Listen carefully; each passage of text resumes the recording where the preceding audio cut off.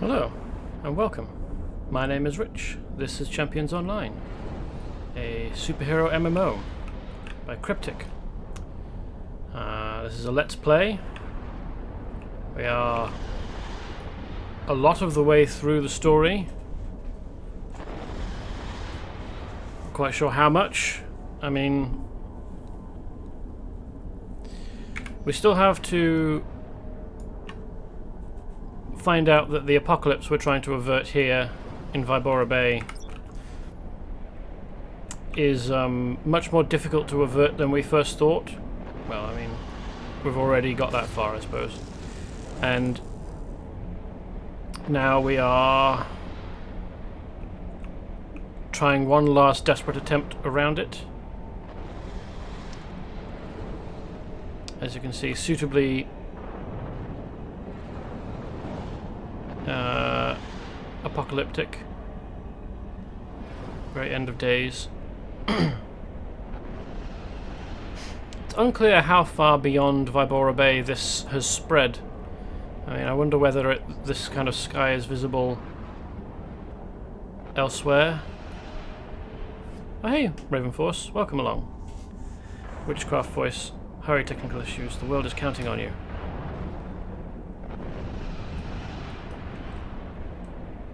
Technical issues isn't an abacus, stop it.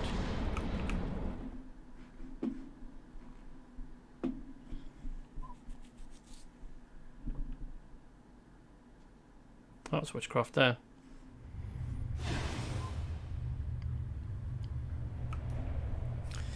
Defender voice, we need technical issues if we're going to win this fight. Yep, we're going to introduce Thrakiel and his bid for the apocalypse, to some technical issues.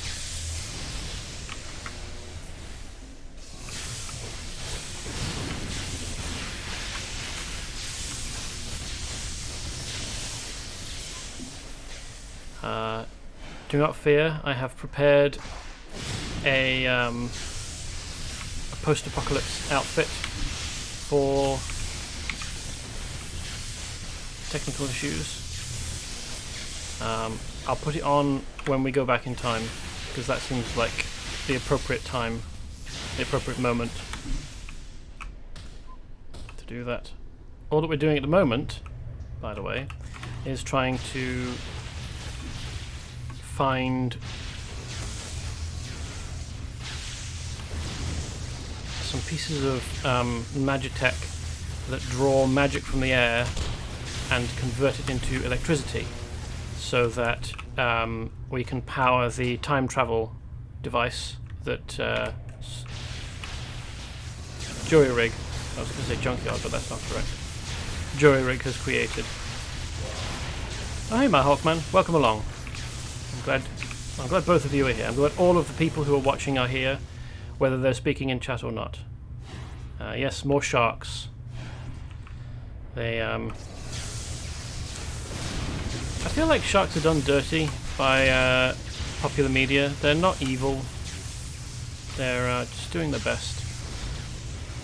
They're vital to the Earth's ecosystems, and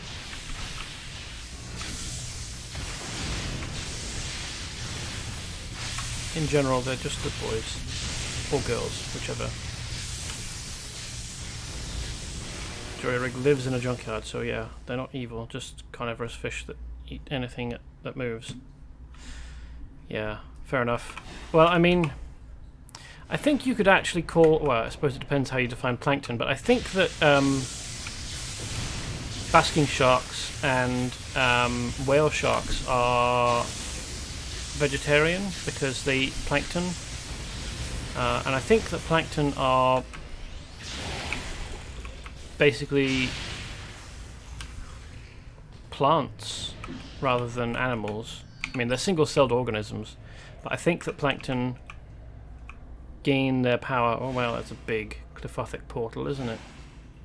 I think that they gain their energy from photosynthesis. But yes, most sharks are carnivores.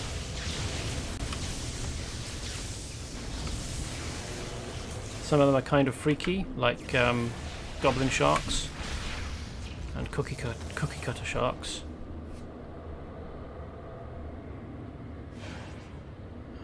Oh, they also eat krill, do they? I forget, isn't it whales, like the blue whale, that eat krill? To be honest, I'm not an expert on basking nor whale shark life cycles and diet, so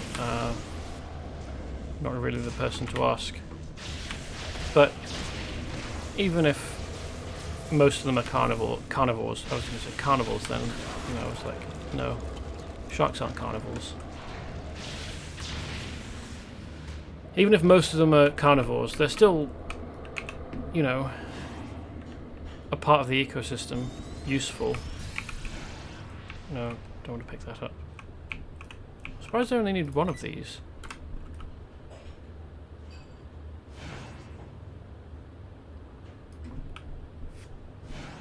Oh, Hawkman, any surface filter feeder in the ocean eats both krill and plankton. Oh, okay. Well, lions and tigers are equally carnivorous. Yeah, lions and tigers and bears, oh my, are all very good. I wish that we had, I mean, like, for canines and felines, we've got huge-ass dangerous predators and the small pet version. And I wish that we had one for ursines as well, so that you could have big scary bears that live out there somewhere, but that you could also have tiny cuddly bears that you could live with safely. Raccoons are very similar to bears.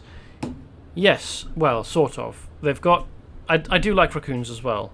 But I don't think that they're part of the same family. And it's difficult to keep them as pets because once they become adults, they become very, very independent. So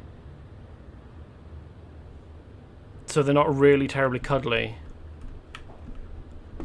Skunks would probably be a better fit. Provided you remove the scent gland.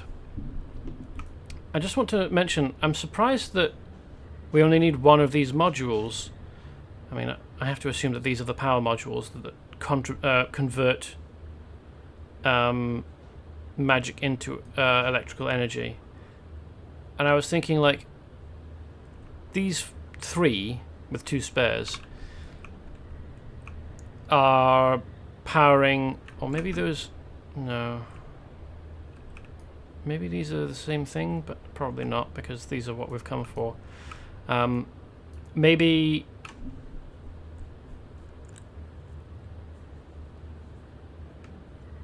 powering a portal that goes to a different universe requires 3 times as much energy as powering a time machine.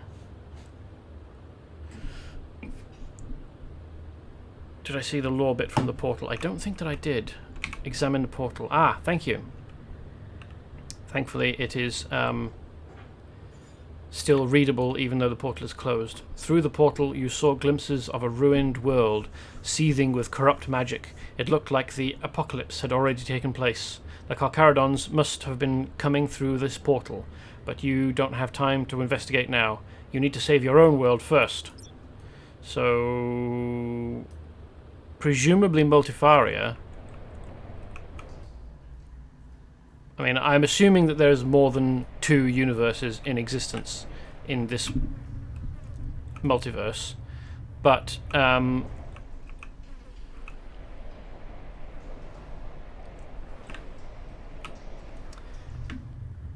assuming that Dark Destroyer hasn't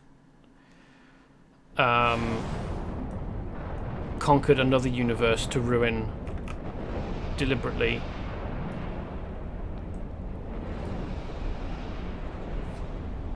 Oh man, yeah, Multifaria. Yep. Have you been to... I haven't been to Multifaria yet. I haven't done Resistance. I was leaving the adventure packs for probably a full stream or two, because I know that they're very long, and basically I'm leaving it until after I've done this. Is in the lore, is Multifaria explicitly an opposite morality dimension, or those enormous clips? I can't imagine that.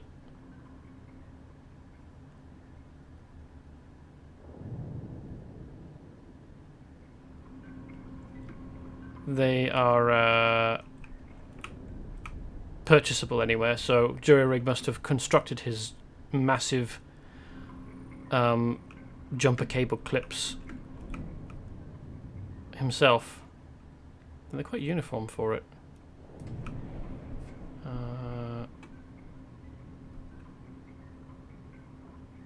Hawkman, APs have chapters, so you don't need to do it all at once. Raven Force Multifaria is not like that in lore. Just a very different Earth. What is called Multifaria in-game is actually Left-Hand World.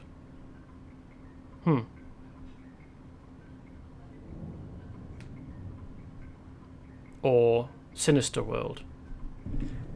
Because the old word for left-handed was Sinister, and the old word for right-handed was Dexter. Hence Dexterous and Sinister. Not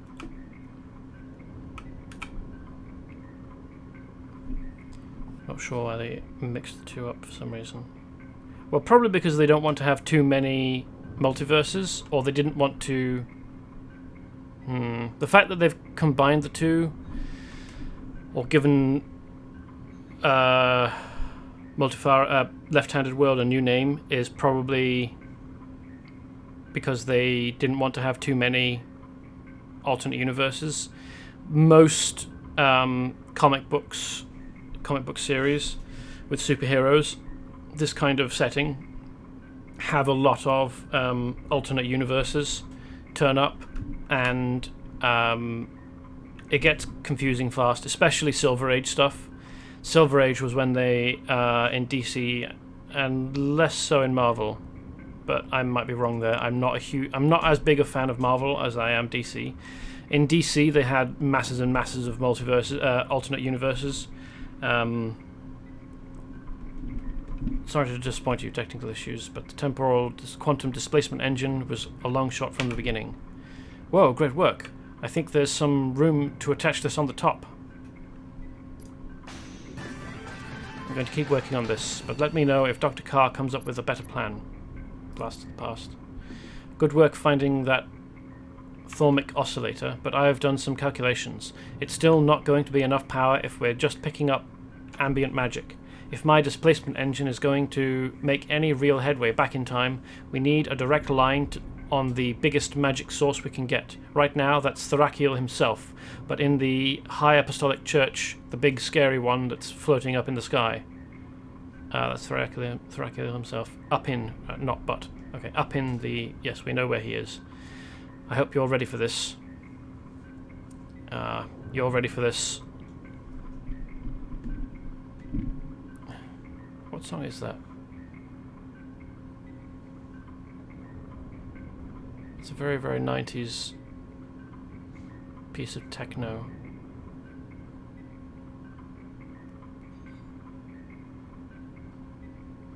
There's a Thormic siphon hooked up to what I call an oscillator overthruster.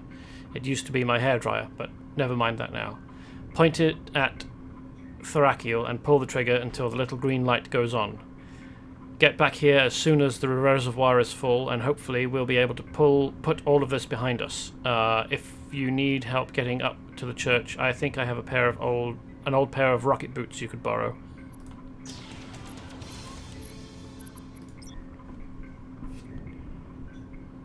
Hawkman. The way I understand it, the lore books barely mention their existence. Alternate universes. Oh, okay, fair enough. Raven Force, maybe. I mean, there's a dozen Earths in lore. One of the most notable is Lozan. I have no idea what Lozan is, or what kind of world Lozan is. Which lore books are you using? How did you acquire them? I would quite like to...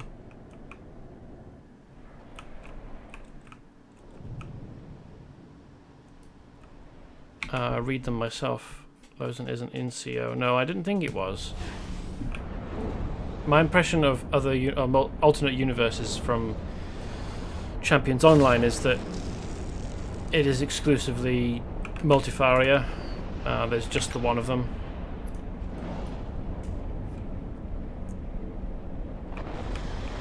It is in CU and is referenced in game. Oh, is it?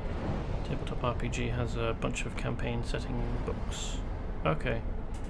I don't remember what edition of the rules I've got, and I could only find the one PDF of the roleplay rules. That's weird.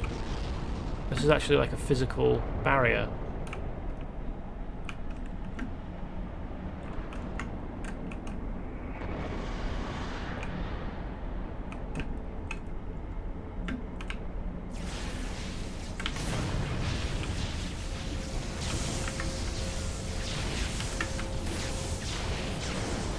Probably quite a lot of leeway for DMs in the tabletop rules for creating your own alternate universes, actually.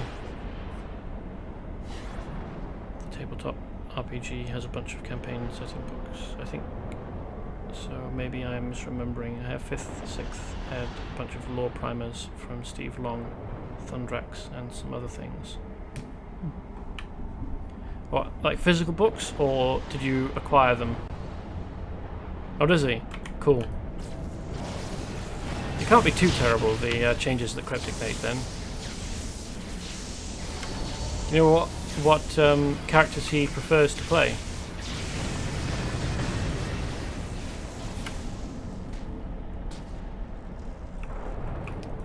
Not terribly inspiring guard. An Actal. That's probably not a name, it's probably a type, isn't it? Anyway.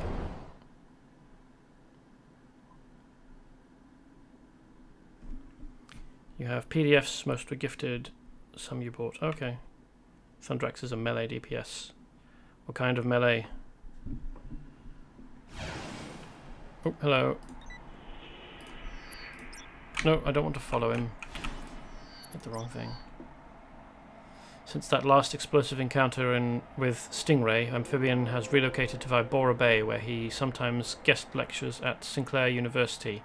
He still carries the hope that he might run into Stingray again someday and save her from her own emotional torment. My impression of Stingray was not that she was in emotional torment, that actually she was kind of a knobhead, and the only reason that she was good to Amphibian in the first place was because she was under some kind of mental influence.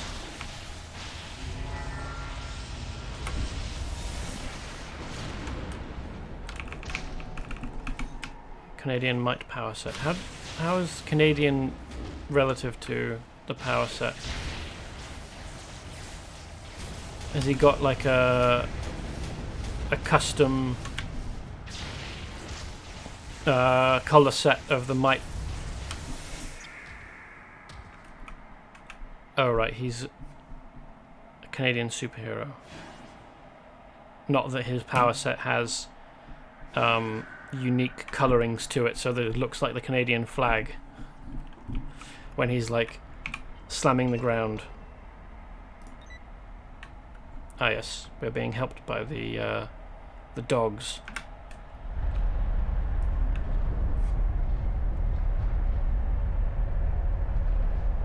Where's the Canadian flag? Oh, okay.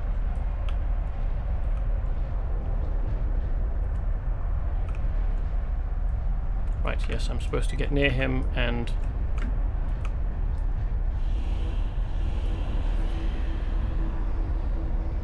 absorb magical energy. That's a weird hairdryer.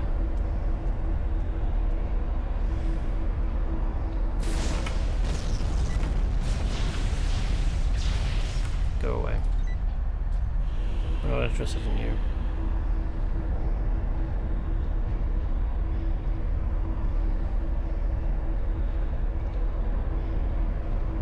It might be covered by the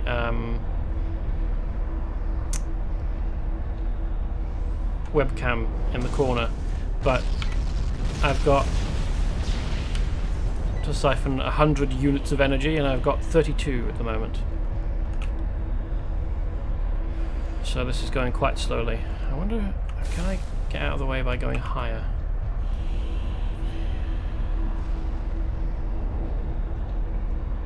The werewolves. Maybe it would have been better to...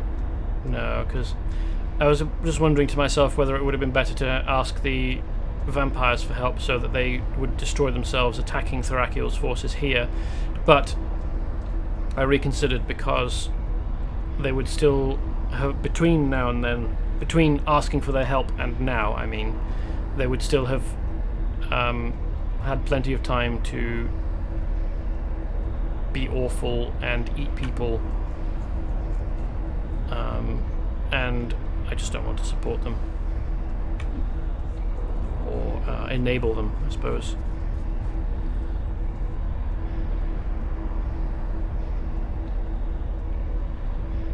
And it's not a terrible thing that the dogs break themselves here.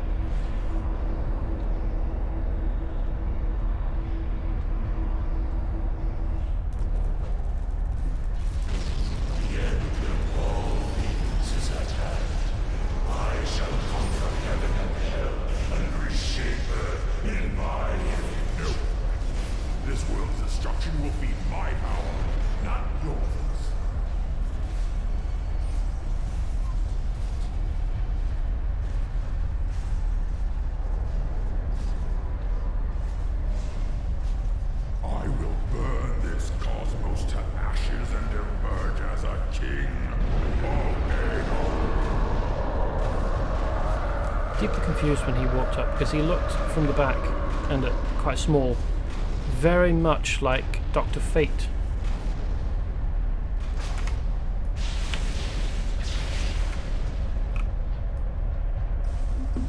Oops, what's going on? Oof. Did I get teleported out?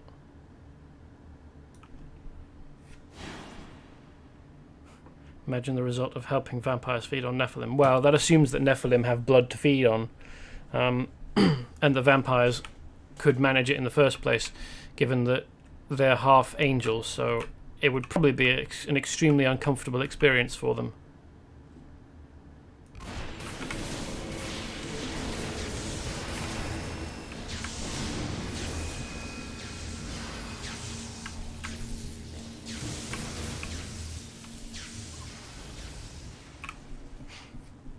Oh boy, he costume swapped into his Eidolon of Destruction costume. Yep, Shadow D is getting serious. Yeah.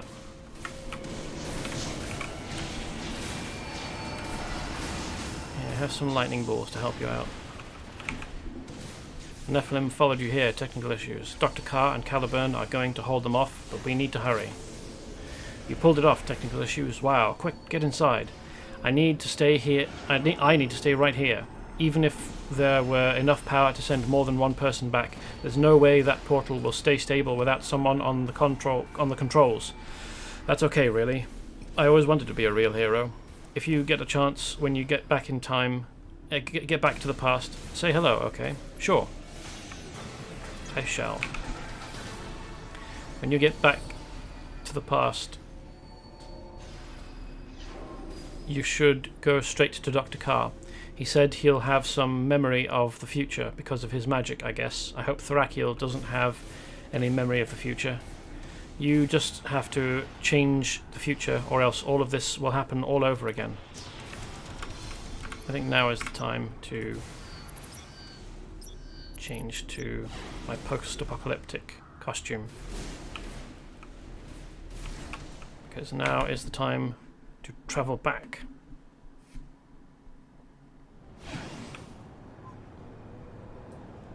What year is it? Here we are. I considered going for a cowboy duster or a trench coat so that I could have tattered tails to it, but I couldn't have braces as well, and I kind of wanted to keep some pieces of the previous outfit and also have a device of indeterminate function. And unfortunately there aren't really any good like there's scrap metal, like dinged up plates for braces, but not shoulder pads, which disappointed me, or at least none that I could find.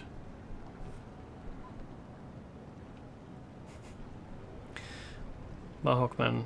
First time I did that, I spent 20 minutes kicking Nephilim out of Jury Rig's garage to realise they'd respawn endlessly. Yeah, it...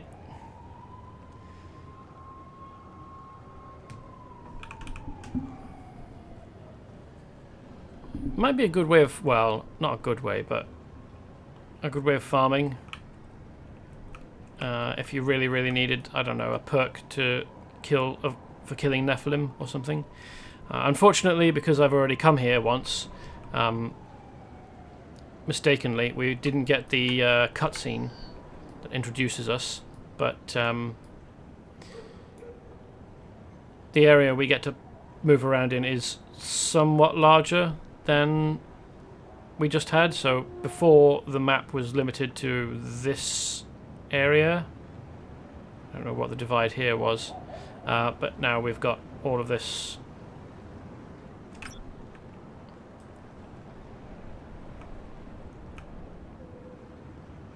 It's not clear how far back in time we've come, is it? It's probably not more than... I don't think it's going to be a year, but it's probably not more than a month or two. Mahawkman, the kill perk for killing Nephilim lets you buy Valerian's non-glowing tights from the SCR store. Oh, cool. How many do you need to kill? It's probably like 1,000 or something, isn't it? I don't know what you...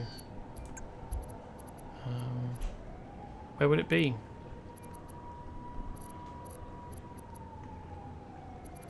Heroic?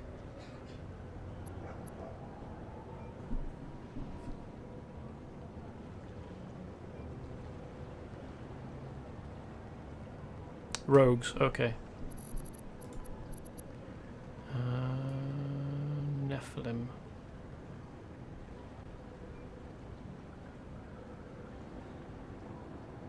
Is it Nephilim? That can't be right. What's Orca? Defeat aquatic Lemurians.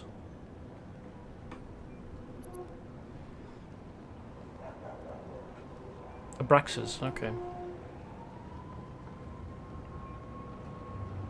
Kind of annoying that it's got weird names rather than... no, that's Great Demon Minions. I haven't even killed one of those. Putto. Okay. Ah, to defeat 100. Okay, and I'm just over halfway there. Yeah, it's kind of annoying that they've got unique names rather than being organised by what you need to kill. I mean, it'd be fine if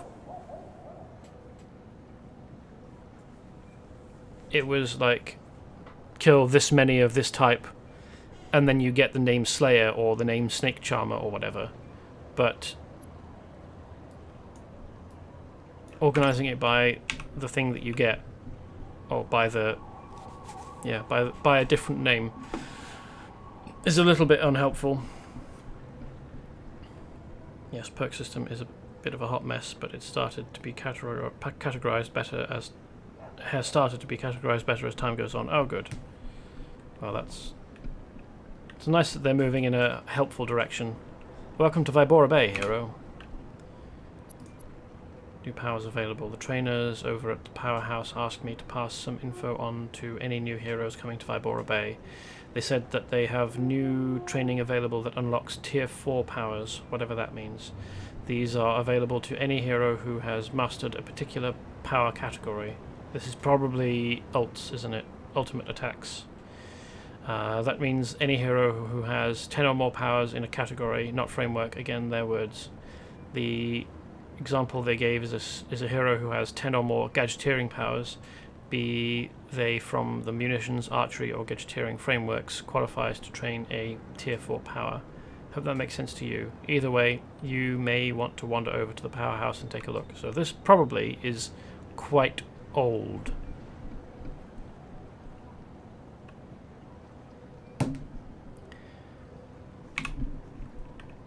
The voodoo that they do.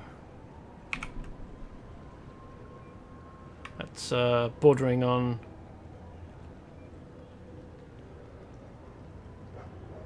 David Bowie, isn't it?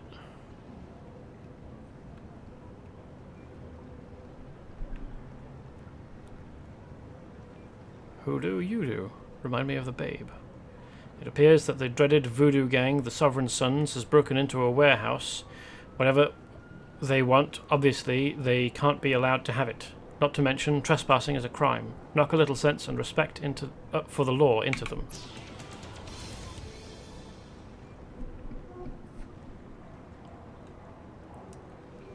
Raven Force, yeah, VB was launched around the time Celestial Power Set was introduced. There's a Bowie reference in the maze. Cool. I'll have to have a look for that. You can race through the maze, can't you? But I have never really been clear on why, like what you get when you do it. Do you get a perk or something?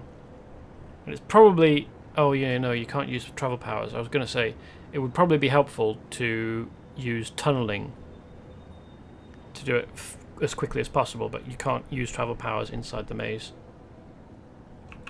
Oh, a title, okay. Someone set them up the bomb. Yeah. So that is a very old internet reference. There's a number of people alive now older than all your base. Glad you're here, technical issues. I just received an urgent call from the staff over at our backup emergency command center. We don't use the place much, so over the years it's been filled with city property that no one could find a place to store. Bit of a mess, really. The maintenance staff was doing some cleanup today and accidentally activated some sort of canisters with timing devices attached to them. The canisters sprayed a gas in the air and started beeping. I could hear the officer on the phone choking on the gas, and then the line went dead. Could you try to get there before the bomb squad and see what is going on? I fear the worst. The command center is beneath the building, just south of the museum near Jury Riggs Place. Okay, that has started a timer, so I'll need to do that first. There are miles of tunnels beneath Vibora Bay. Mostly crypts, so old nobody remembers who built them or who's buried there. That doesn't stop the various gangs of the city from holing up in them, though. For instance, there's one part of the crypts in particular where a bunch of dogs have gathered. They're not fully established there yet, and you should probably take steps to ensure they never are. Dealing with their leaders should do the trick, if you catch my meaning. Yes, I think I do. So, number 4. Let's zoom off and do that.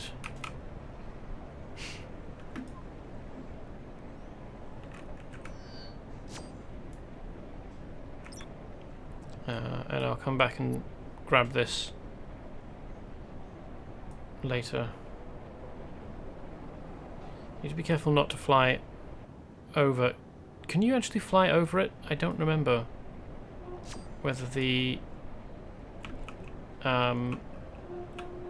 purple field switches off travel powers or blocks you out from flying over. Anyway.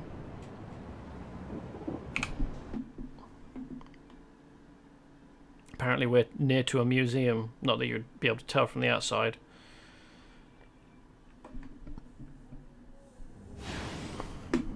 And now we are in a police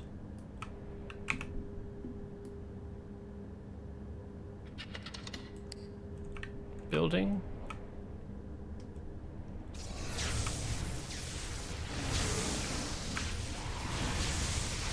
Ah, these are I don't know, zombies, not irradiates. So either the police who were here have been mutated, or the gas summons zombies somehow.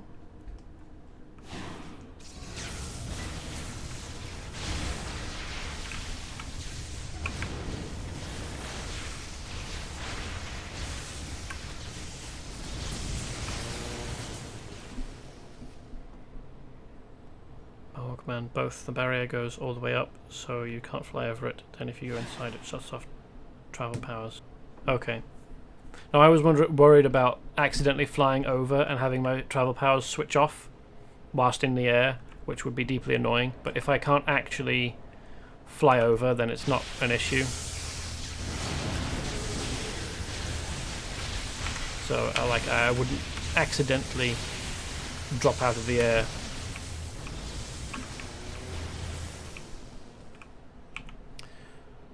For all that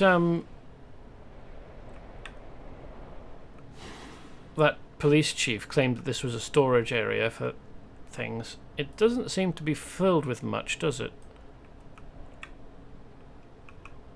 And this is interesting. They've got a tower, a keyboard, a mouse, and no screen in several places. Good, very helpful. Thanks. Perhaps you're supposed to imagine what you're doing on a computer. No need for a keyboard. Oh, it used to be that you could fly over it and drop and never escape. Such a dick. Yeah, that sounds like a real dick move. To be honest, it's really annoying in World of Warcraft if you're flying around and accidentally fly over a PvP zone. The worst offender is in Northrend.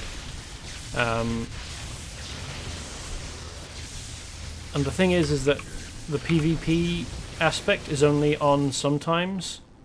So you can't fly during PvP no matter what your level and what kind of mount you're riding. And I never memorized the timetable of when zones became active PvP zones. So I was frequently caught out when I was traveling around in Northrend. And it was deeply frustrating. Just dropping out of the air and then having to ride, because you don't drop out of the air immediately, and sometimes you'd be up quite high because there's a lot of mountains in Northrend, and so the zones are a lot of different heights. Oh well, I haven't played any WoW for more than a year.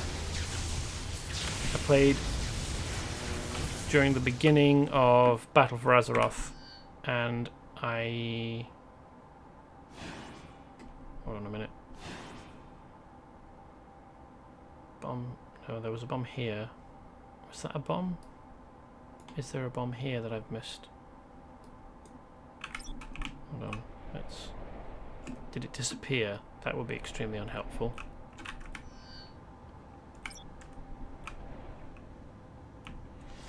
Just want to go back and check and make sure I haven't missed a bomb.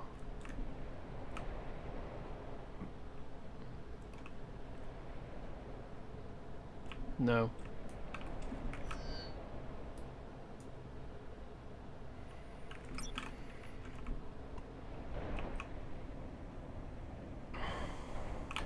Anyway, so I'm complaining about World of Warcraft.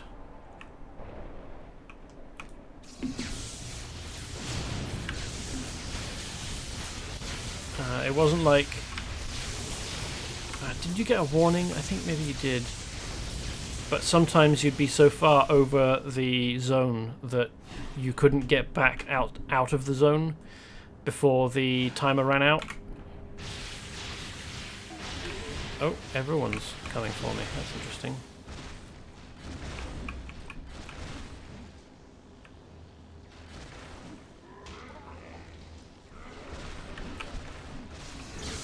Maybe it's changed since they changed the PvP rules. I haven't actually... I don't remember whether I've been to Northrend since Battle for Azeroth came out.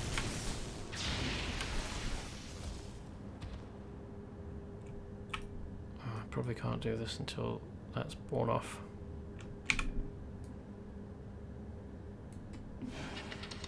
There we go.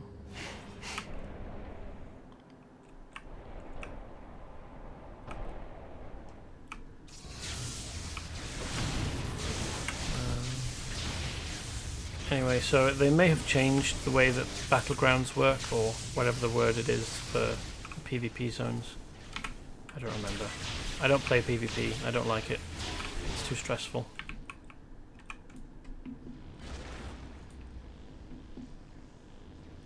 And yes, as I said, I haven't played World of Warcraft since the beginning of Battle for Azeroth, and I didn't actually finish up any of the story. I did some of the one of the islands and can't be bothered.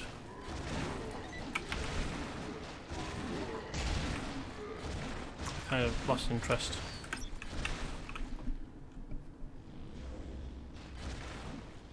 Yeah, there were zones where there was like a Horde versus Alliance do things to advance some kind of, well, kind of a plot, kind of a something was happening in each zone. I don't remember what PvP zones for other areas were like, because as I said, I don't play PvP, I don't like it, and Northrend was the only one where the PvP area was kind of central to the map, and so when you're travelling across it, trying to get from one part to another, you would often fly over it unless you diverted round. Well, in my experience anyway.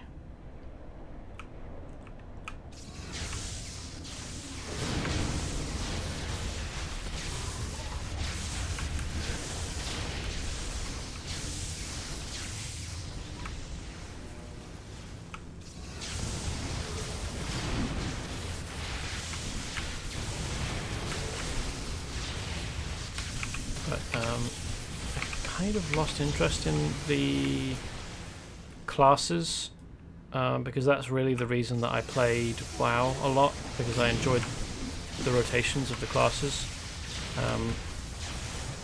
and I wasn't really that grabbed by the story of Battle for Azeroth.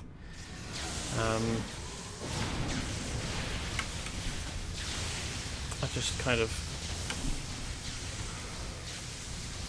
it wasn't that fun. This is an awfully complex collection of rooms, isn't it?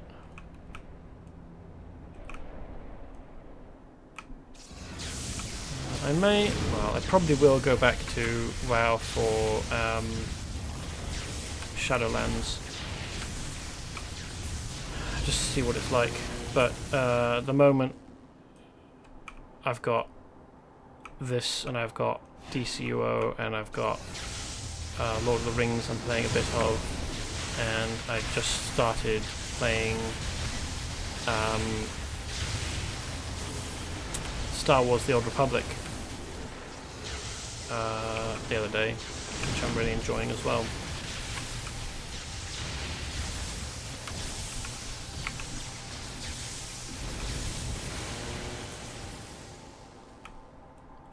Apparently, Interesting. Some of the treadmills have got towels over the...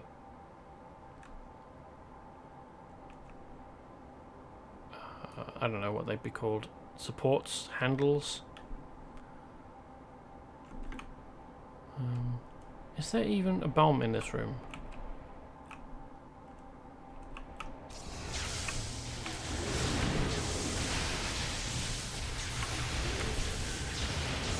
Got 3 of 5. These zombies I'm killing are probably dead policemen, aren't they? Because there aren't any bodies of policemen around anywhere.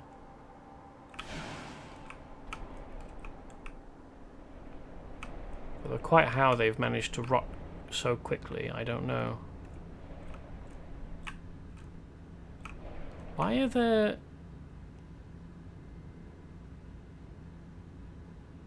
hobo homes down here? Why do the police need unpainted army green Humvees and Jeeps?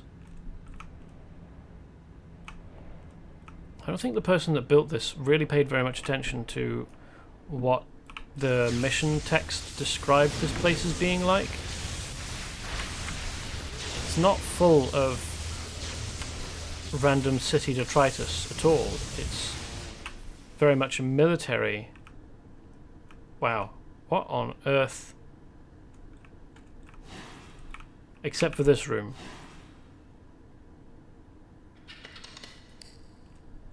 Which is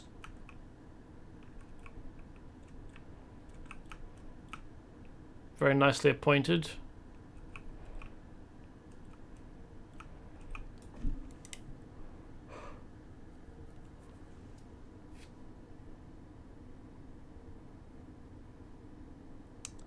The hobo homes might be for dogs. This isn't the area that the dogs were infesting. That's a different mission. I know that they were presented to me almost at the same time, so it might have been confusing, but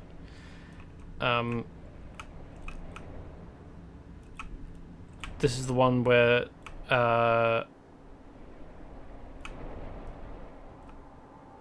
Jesus, where the fuck is that bomb? Got one left.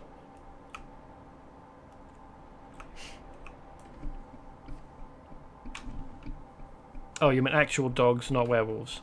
Like police dogs. Well, I don't know, maybe. I don't know that you would keep a police dog in a cardboard box like this.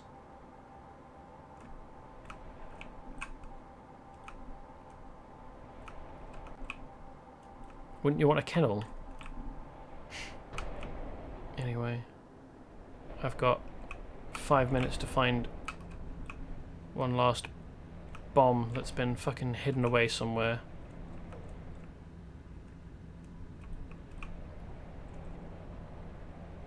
Why did that last room have fancy old wood? Oh, there it is. Fucking, how did I miss that? There we go.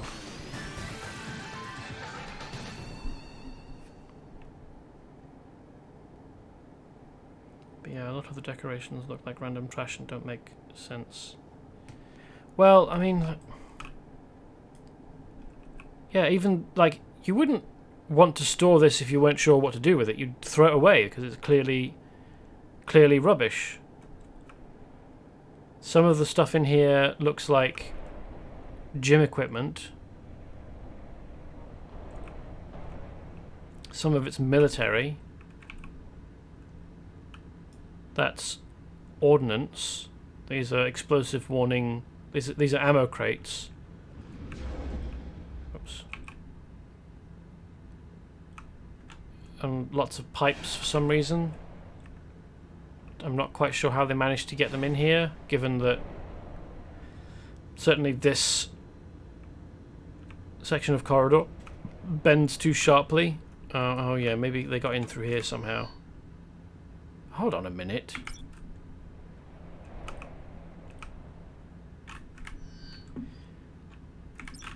This section of wall leads nowhere. On the other side of this is some corridor.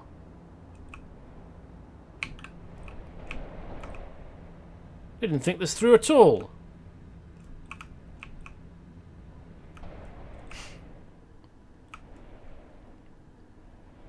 And then for some reason, we've got a bunch of some Tiffany lamps, bookshelves, very nice chairs, a bed, some tables, chest of drawers, or dresser.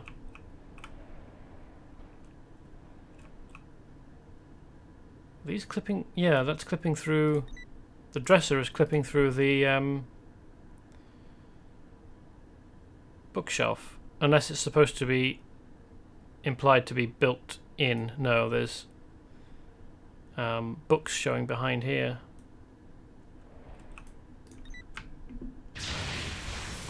Break the dresser, you say? Okay. Yeah, it's just the same as these.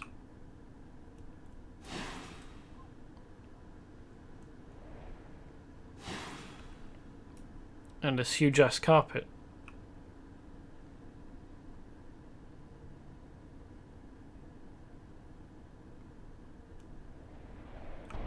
Yeah, I mean, maybe there's an element of not wanting to overload the area so that it doesn't take absolutely ages to load when you're trying to... No, that's not what I want. When you're trying to enter it. And that probably would have been more of an issue. Yeah, well, good. Okay. 11 years ago when the game first came out, but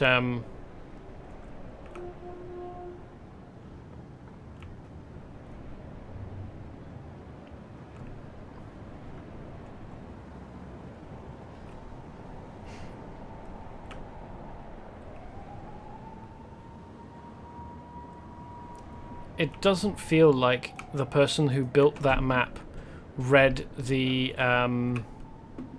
mission text for the mission it was for, because it doesn't feel like it was I've completed the mission now. It doesn't feel like it was a police building where they put random city detritus that turned up over the years that they didn't know where else to put, because there was lots of actual rubbish in there. A lot of military stuff. Let's give this a shot. Hobble. Oh yeah.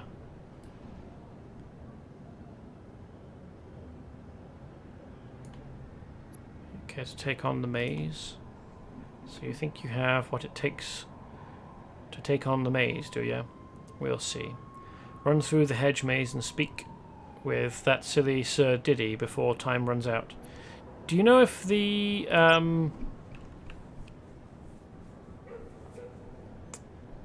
advantage that increases your movement speed when you're not using a travel power still works when you're inside the maze? It'd be a stupid thing to respec for, but you could potentially increase your speed.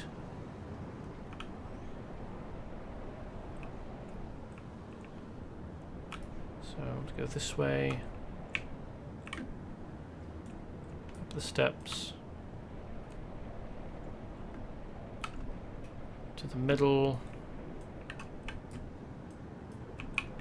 And then come around this way. I have no idea you don't use it. Well, fair enough.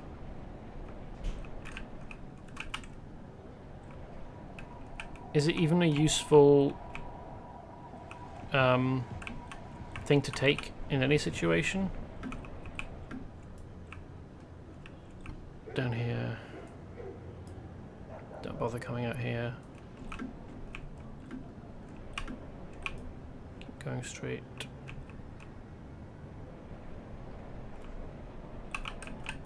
Oh yeah, and this is the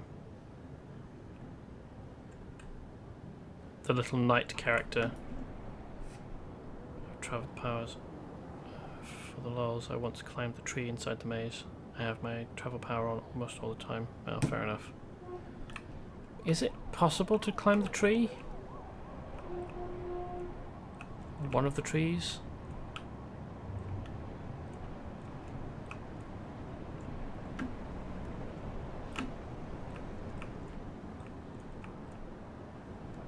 Where were we? Here.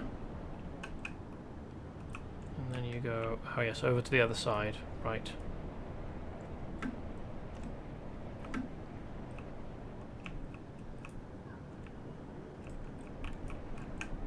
And here... Up the stairs. And here... Okay, the rest is almost a straight shot.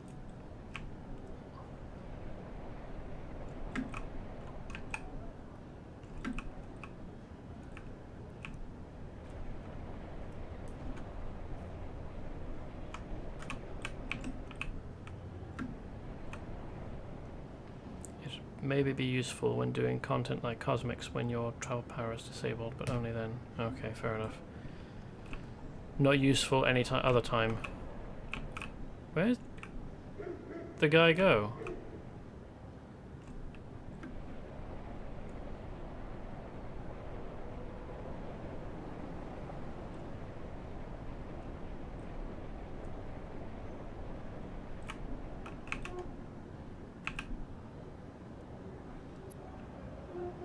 Talk to Hobble at the other entrance and we'll time you.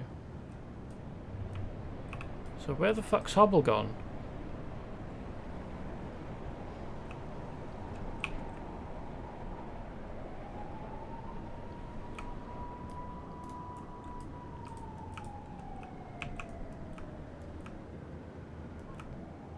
Huh.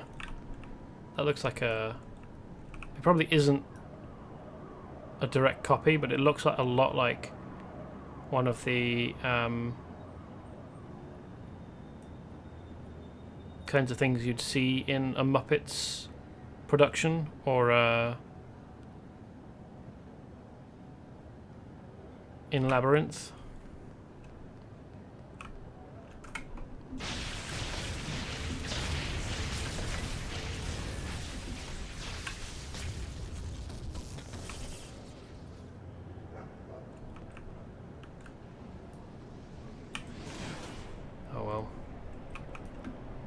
Don't know where Hubble's gone. I guess I'll have to try again sometime. Right. Let's go to Dr. Carr's Sandstone. Or Brownstone rather, not Sandstone.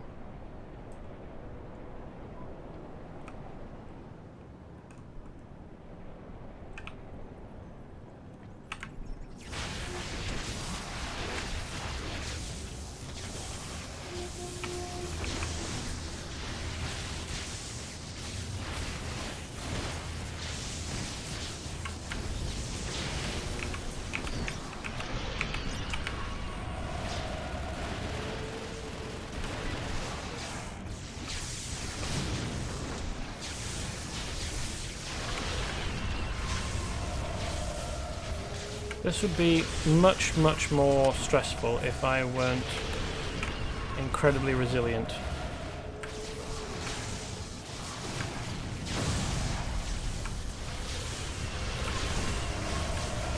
Like, where are all of these even coming from?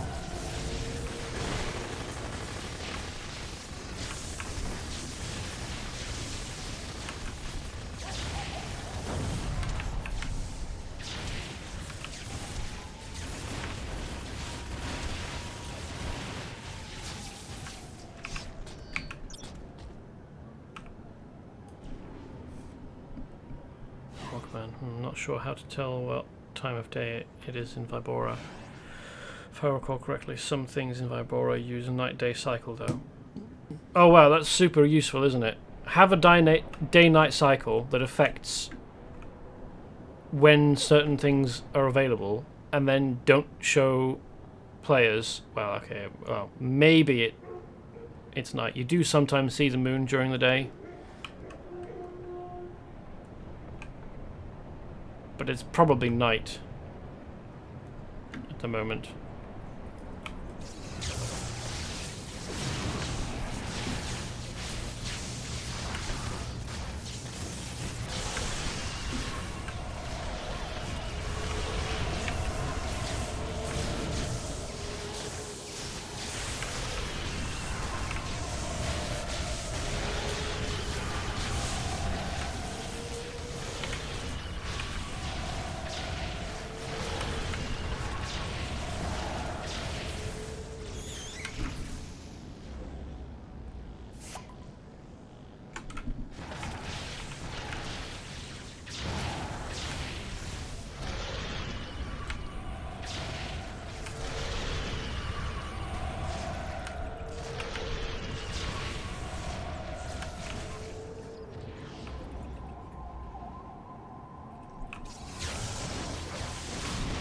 Park is full of assholes.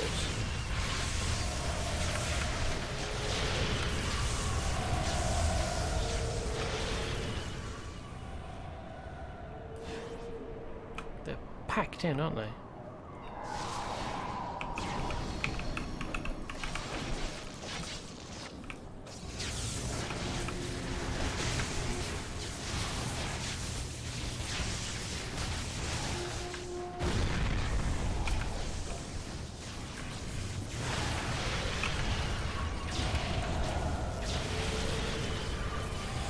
Sanguinarian. Oh, well, that's not quite correct pronunciation. Sanguinarian. What a pretentious name.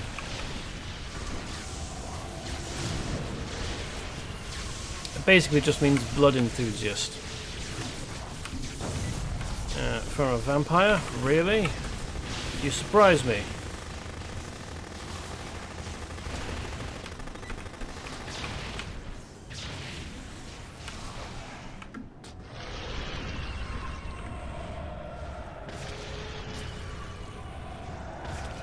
Are there more elsewhere, like more people to rescue? Yes, here we are. It's a larger park, and there's even more supernatural assholes.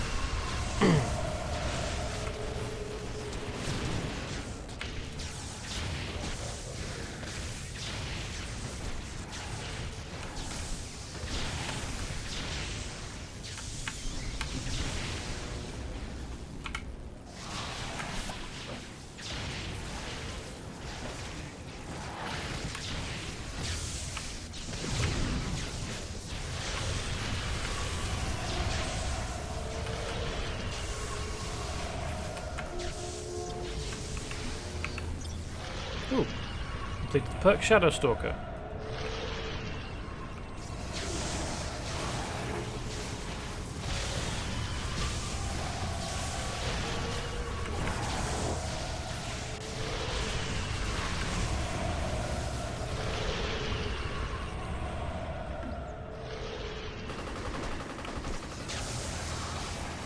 What's that?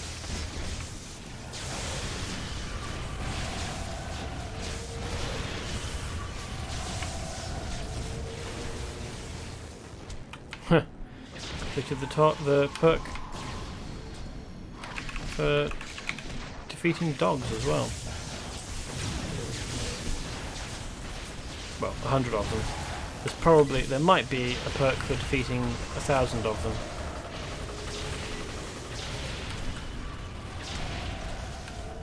What's this?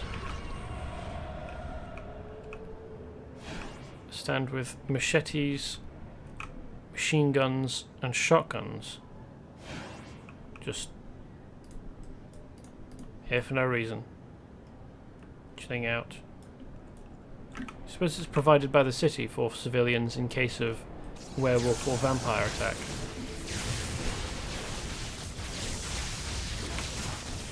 I think kill perks go up to 5,000. Wow, that's quite a lot. You'd have to be doing a lot.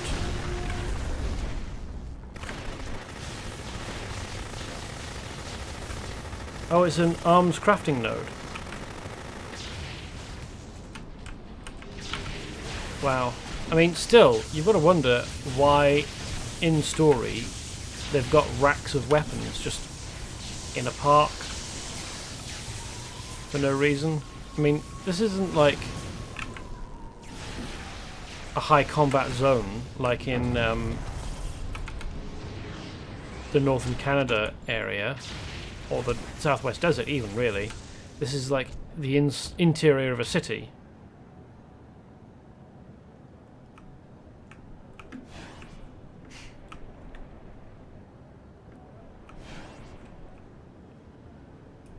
Oh, we've saved the civilians. Oh, hold on. Let's move this up here. Save the civilians. Now we need to defeat... Call out Bloodhound by defeating his minions. Defeat Bloodhound's henchmen and his villains. Okay, so that sounds like werewolves. Although I don't know that I'll get much choice between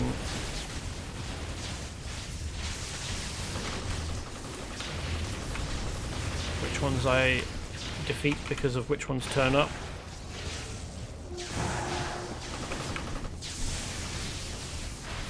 Most arms and those are weapons or crates. Is it municipal? Dogs use machine guns. Maybe the dogs left it there. Maybe. But they don't use shotguns nor machetes. These guys have claws. And there's a flashing light on the top that's supposed to draw attention. I'm thinking, well, I'm headcanoning it right now, that this is left by the city for enterprising or trapped citizens in case they run across some variety of the undead. Now, maybe that werewolves in this can only be killed with silver, and vampires with, I don't know, garlic or wooden stakes or whatever. But I have to imagine that getting shot in the face with buckshot will deeply inconvenience either of them.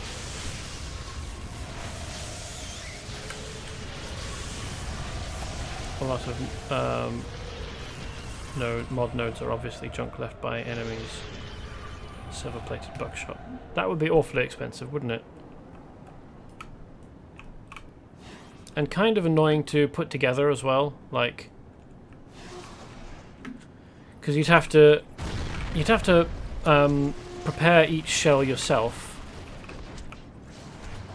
You'd probably want to buy buckshot shells, open them, and then plate the buckshot inside with silver, which you can do relatively easily. Like, you can buy equipment for doing that, and then repack it all.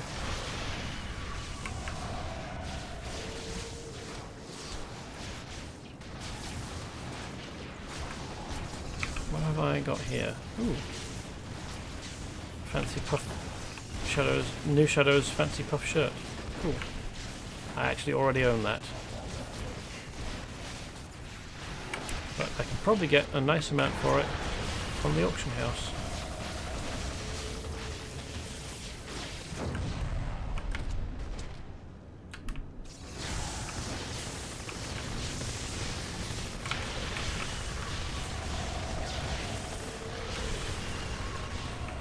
Like the dogs appear to have handguns, like automatic pistols. I don't know quite why.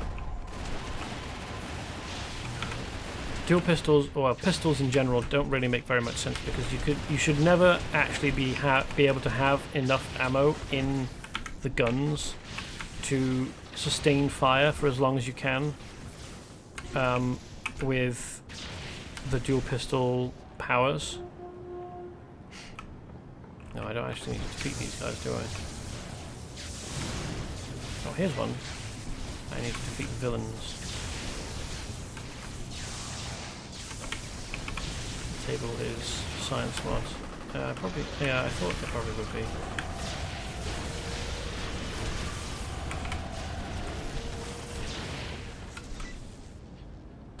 Although I hadn't really thought about it, to be honest.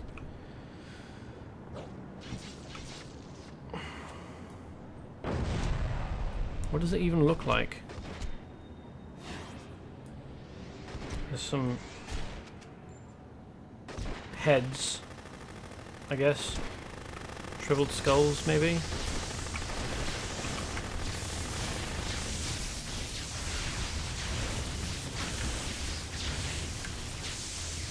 But these look like they're brewing something.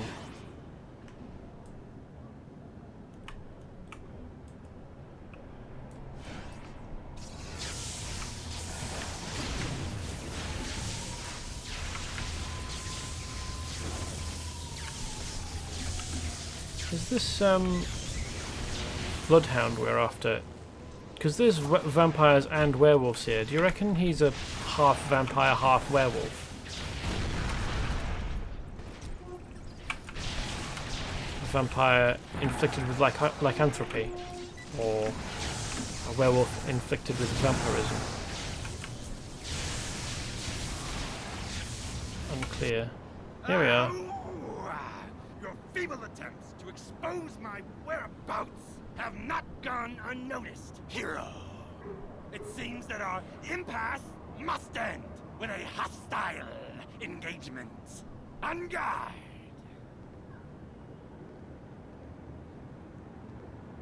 Wow. That's some over-the-top voice acting. He's definitely part vampire, part werewolf. The New Shadows, except he's New Shadows aligned. New Shadows are slowly taking over Vibora Bay. The infestation grows with every bite, sucking the life out of the citizens one by one. So he's presumably, and he's summoned a cur there as well. He's presumably a vampire who's been afflicted with lycanthropy. He's got all the health, isn't he?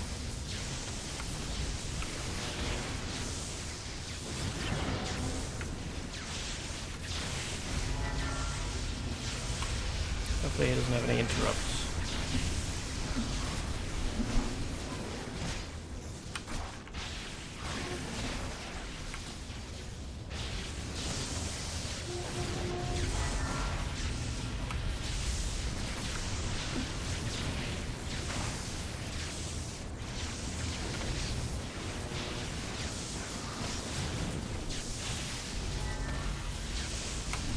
Or werewolf bitten by a vampire. Well, maybe, but his alignment is towards the vampire faction, isn't he? So, and I have to wonder how vampires like the taste of werewolf blood.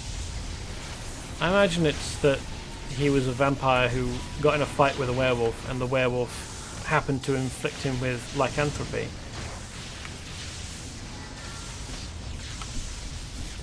He has the regeneration passive. You're not hitting hard enough to out DPS his healing. Oh, that's annoying. Well, I am... Well, no, I'm not.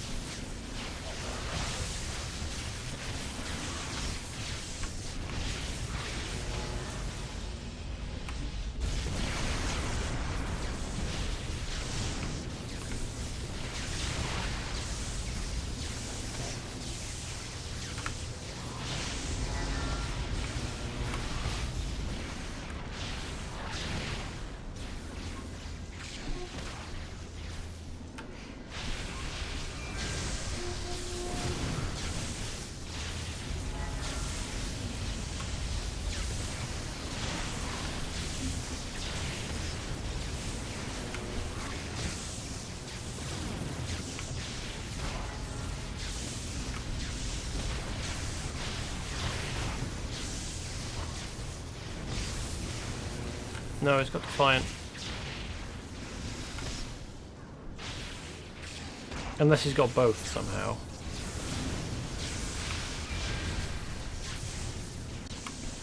Or he's got... Well, probably he's got... Receive 1 million slashing damage. Okay.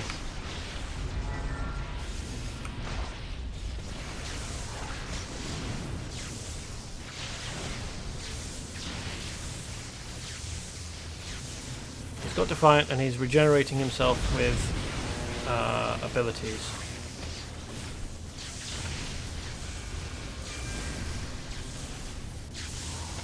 I'm in hybrid mode at the moment. Do you reckon I'd be able to manage with tank? Because I'd be taking less damage. Or he'd be dealing me less damage, and therefore regenerating less health off of it.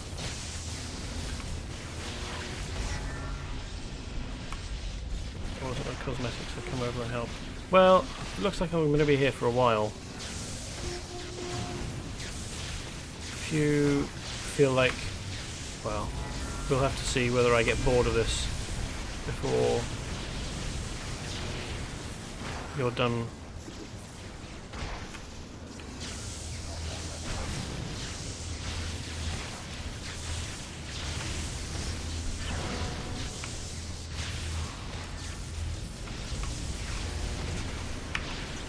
Let's try tanking. No, I'm not in the right costume.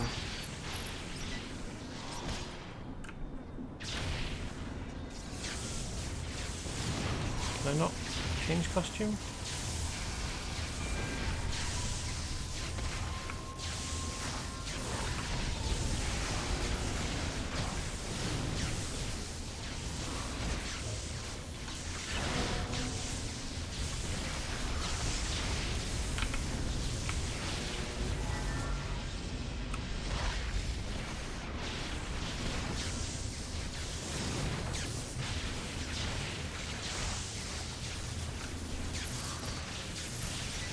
No, I don't want heavy armor. Damn it. It's the wrong one.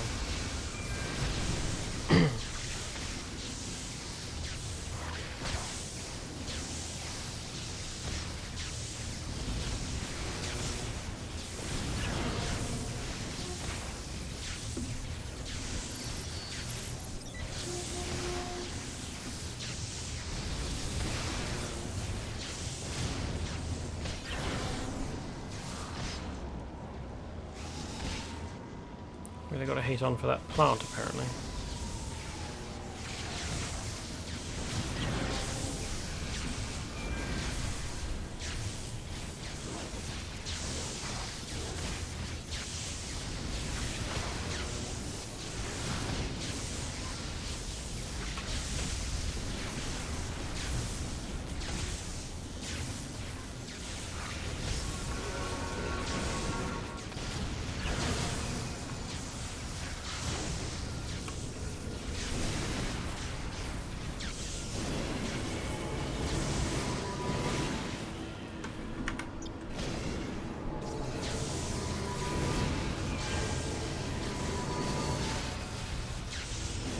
Whether this is you or not, it might be.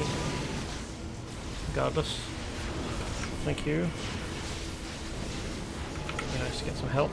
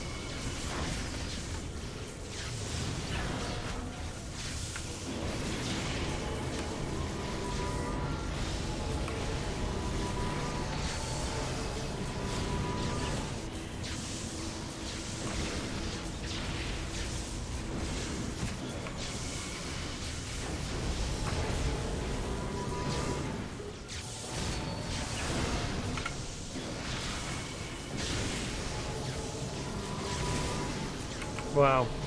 We've got a time limit and everything. 1 minute 20 to defeat Bloodhound. That's not happening, is it? What a pointless mission.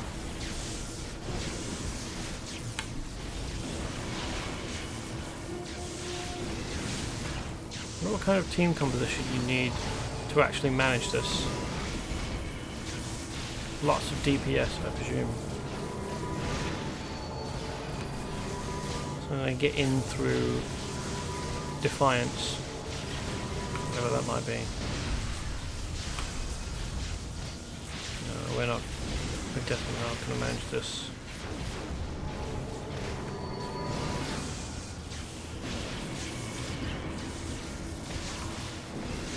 Deal 15 million electrical damage. Wow.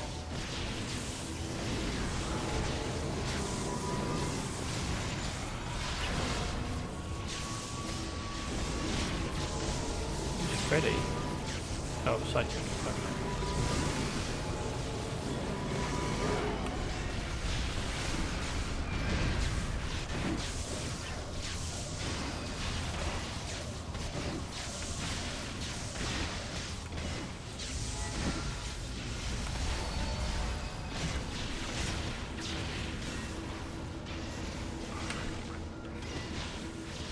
No.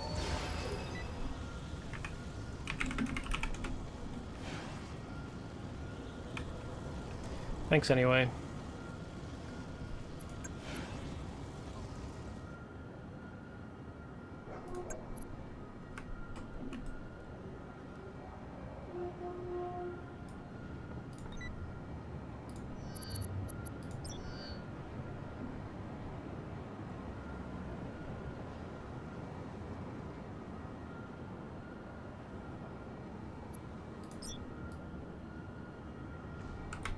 Nice costume, by the way.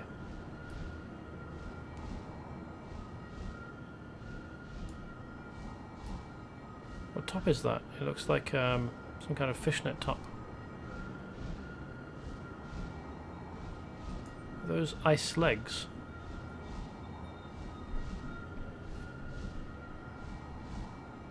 I think the mission expects you to have at least 3 people. Yeah, probably. It probably would not be very easy to do the opening section without being in a team of 3. It's just, I'm built weird. Well, thank you, Mahawkman, for coming and trying to help anyway. Doesn't seem to have worked, and I don't really know. Why do I keep thinking I need to go to the back entrance? Is there an occasion? I'm sure there's an occasion where you need to sneak in the back of here.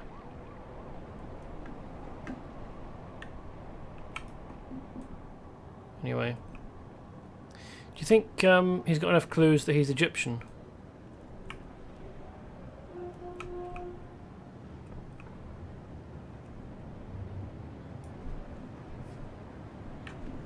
Yeah, that lets you use the back door. I don't know that I've done an alert for anything here. I think there's an actual mission where you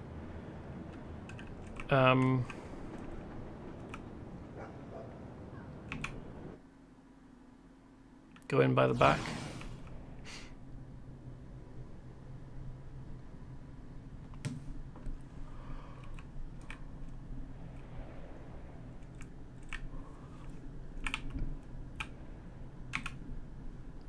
Welcome, hero. I know why you are here.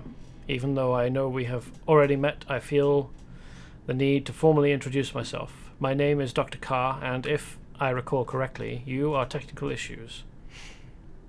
Since I know who you are and why you are here, let us not waste any time. As we both know, time is of the essence. Let us get to work.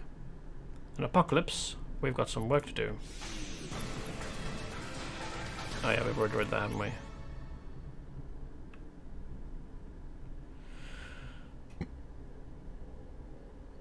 One of the generic alerts is pyramid power. Okay.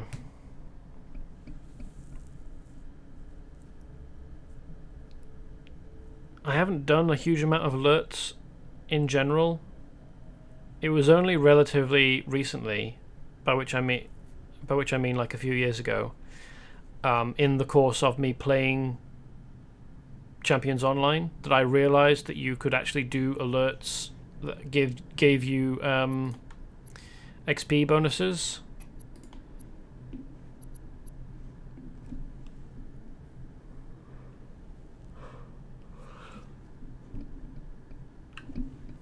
Homegrown hero.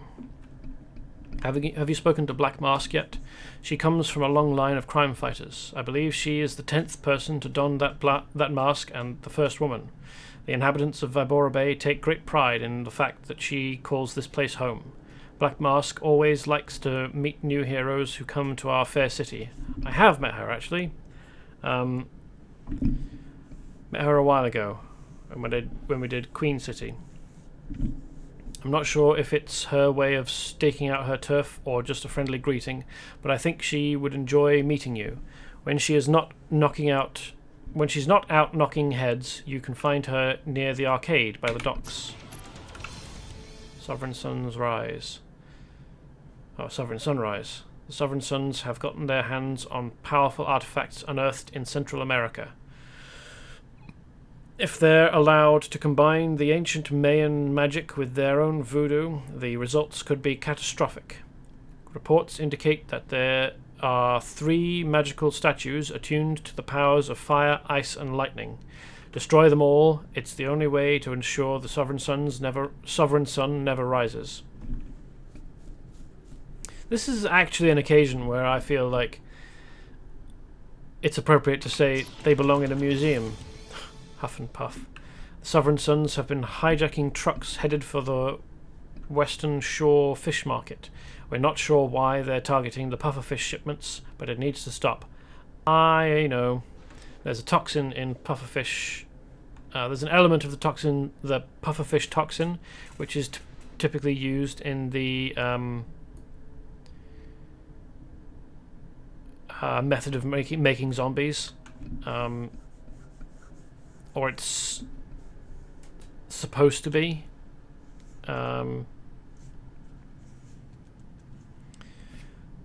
Dailies for alerts are one of the easiest ways to earn questionite. Oh, fair enough.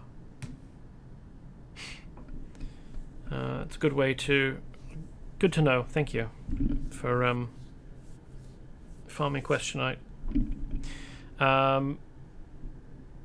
In... What would it be? Folklore, I think. In voodoo folklore, it's supposed to be possible to create zombies, and I think a certain amount of medical scientific investigation has gone into it and determined that it is possible to, with the correct concoction of chemicals, put someone into a zombie-like state where they forget who they are and are very, very suggestible and will behave according to orders they're given. There's nothing supernatural about it, and there is no control granted to the zombie creator. In particular, in especially over the zombie that they create, and I think it's probably reversible. But the method that you're supposed to use is supposed to involve pufferfish venom. So the fact that the Sovereign Sons are after pufferfish shipments makes sense. Outside of any information you get from the game, if you know about voodoo tradition and mysticism and superstition, the owner has given permission for heroes to use any means necessary to stop the hijackings, technical issues. Stop the Sovereign Sons and find out what's causing them to target those trucks. The market is west of here, along the docks, and south of the train station. Okie dokie. I do wonder how there is enough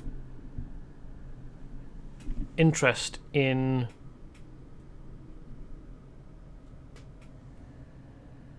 pufferfish to have an industry of it and a business based around fishing up pufferfish, because I know that it's a delicacy and you need special training to prepare pufferfish in such a way that it doesn't kill the person that eats the fish, but that's pretty specialty. That's pretty niche, and I don't imagine that it happens often enough.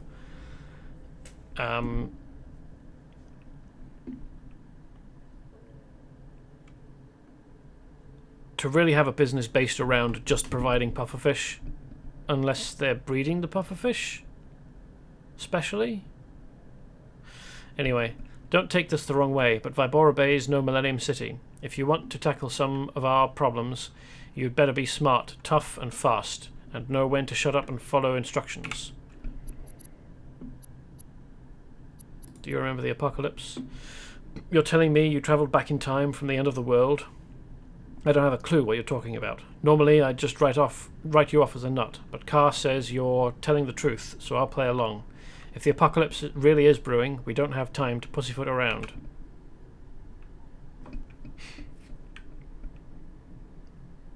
Pufferfish have a specific internal organ that holds the poison, so extracting the toxin requires you to kill the fish. Yes.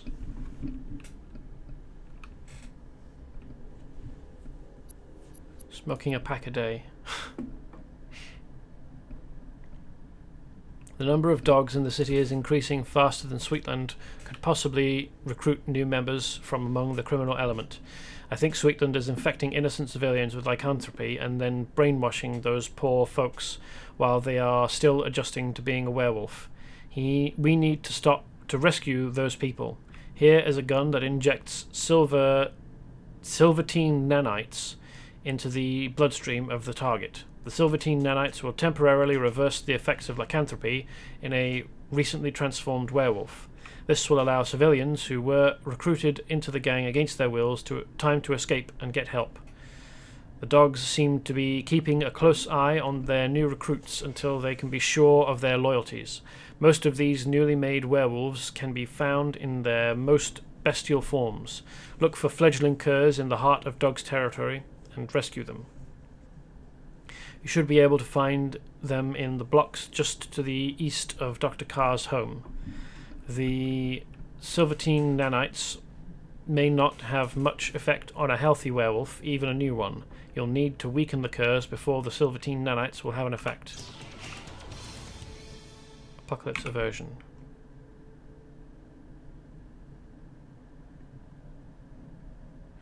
As Archmage, it's a pretty simple trick to get you through the safeguards Thrakiel's placed on his temple, so I can get us in. When has he become the Archmage? I don't think I'm supposed to have this mission yet.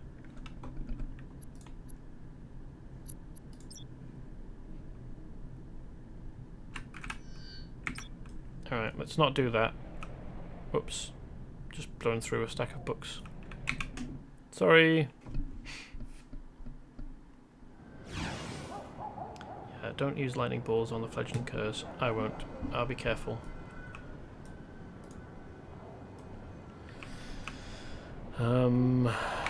There was a mission over here.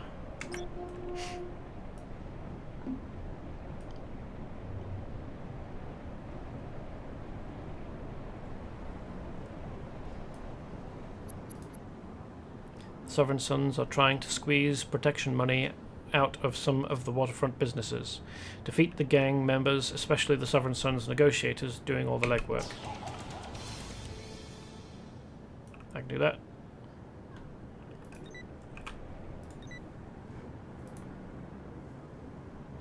Oh, yeah, let's move this down here. Out of view.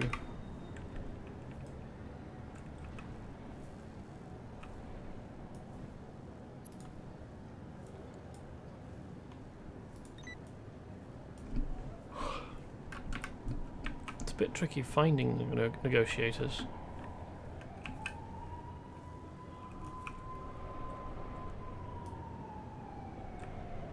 Here we are.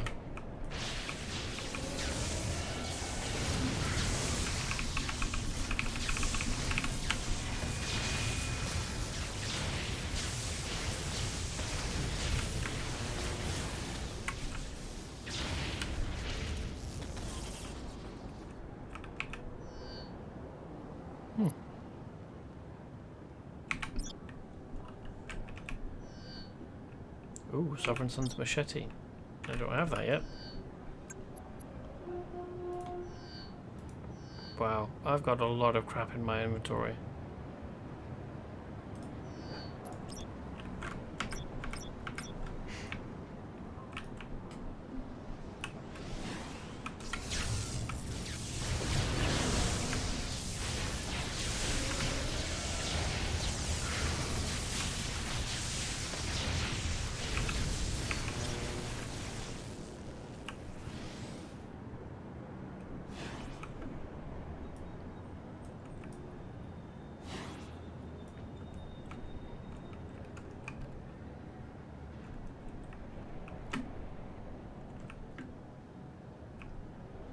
This tree cover is making things difficult to find my targets. Ah, there's a negotiator. Beefy chap.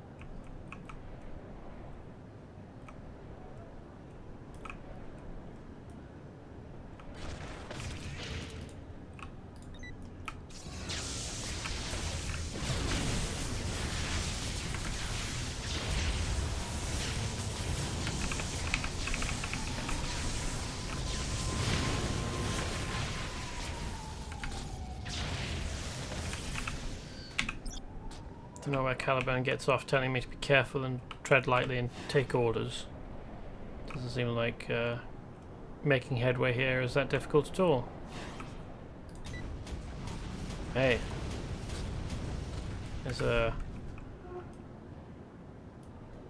croc chap on the good side.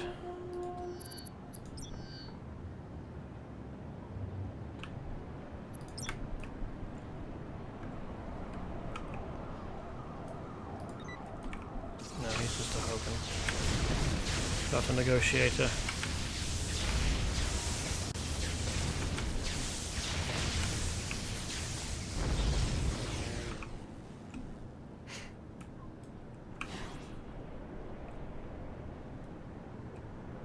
There's one.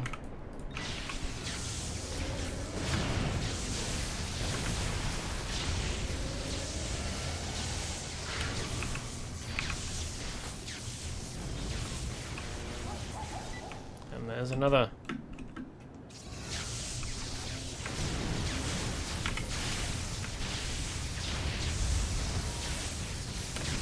Well, it makes sense that there'd be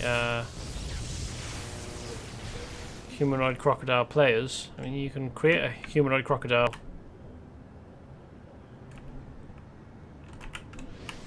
villain, as we see.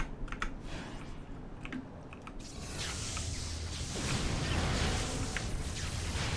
surprised there are more shark players, to be honest.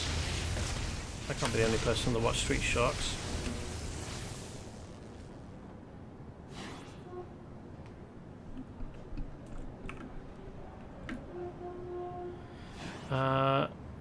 I appreciate the offer, Ravenforce.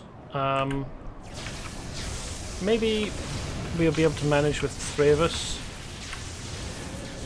It would certainly go faster, the build-up stage.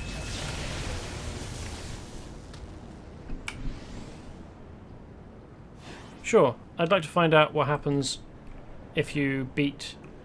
there's a Bloodfang? Bloodhound? I think I've flown over this repeatedly and never done it. Generally I play DPS characters because it's a bit faster. So I also tend, as a result, to be kind of squishy.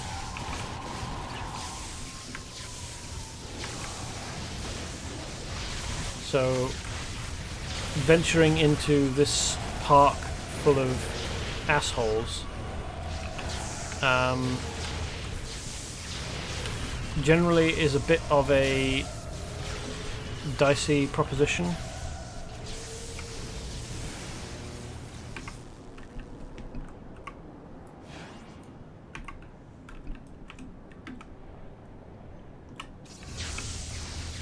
Because they're just absolutely packed in here like sardines.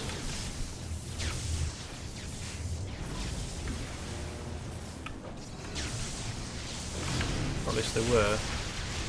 Maybe it's something odd with spawning.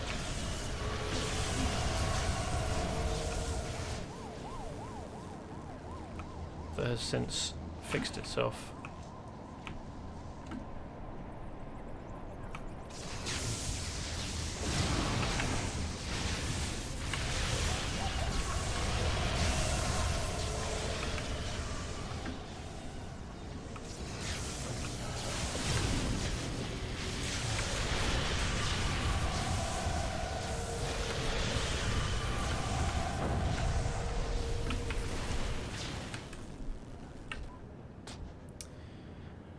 Just to note, I don't have any challenge advantages on any of my powers, so I can't guarantee that I'll hold threat.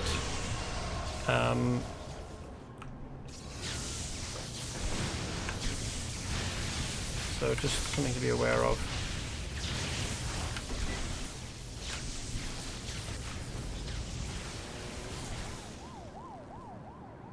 I do wonder why they surround but don't do anything to these civilians. It's probably because of the game's rating, to be honest. They can't have random people just being well, I say that, they can't have people just randomly being savaged, but then again, you do actually see people get savaged by zombies during the Halloween event.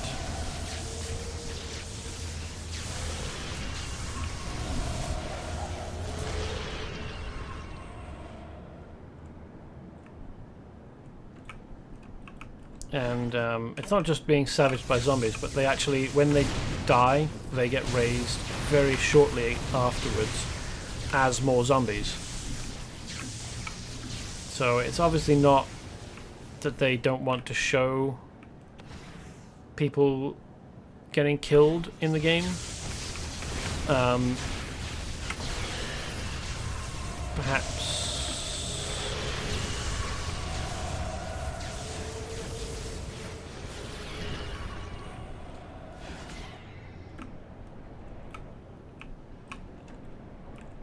Perhaps these villains are just enjoying threatening people, I don't know.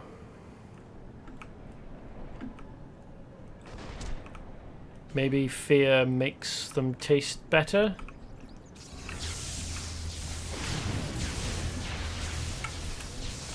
I mean, fear causes you to release particular sorts of chemicals.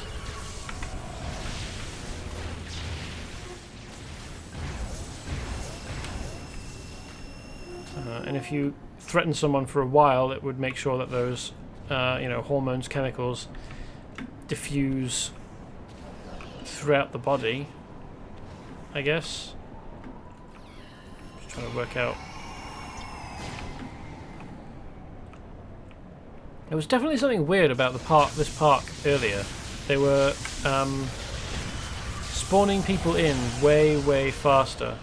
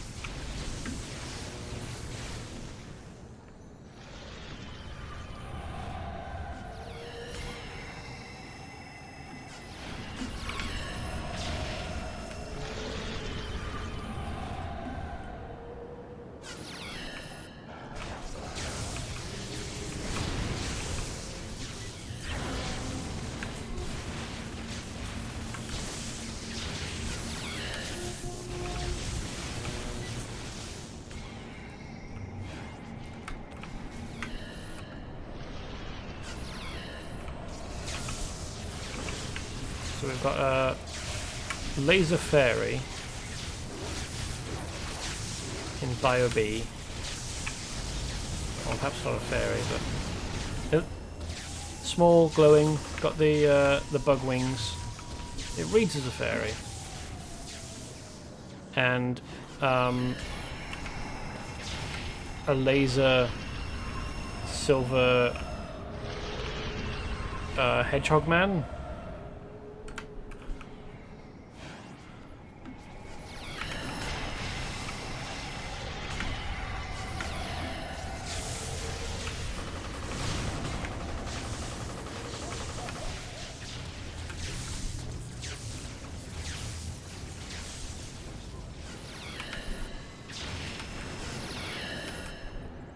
Quite curious about, because the portrait is in colour, but the appearance in the game is often silver. Is it like some kind of power that turns you silver? A buff?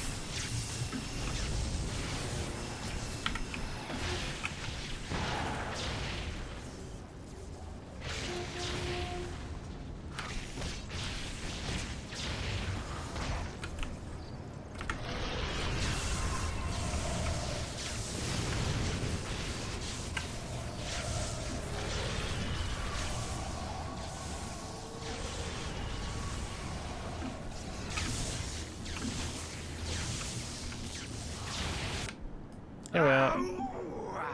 Your feeble attempts to expose my whereabouts have not gone unnoticed, hero. It seems that our impasse must end with a hostile engagement. On guard. So...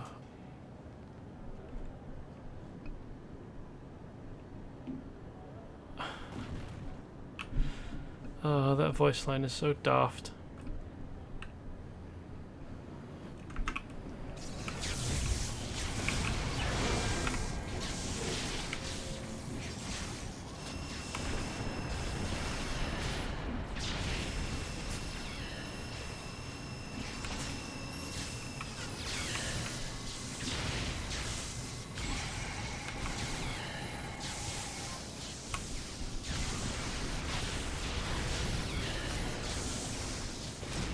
So what's the theme of the character Yorzax?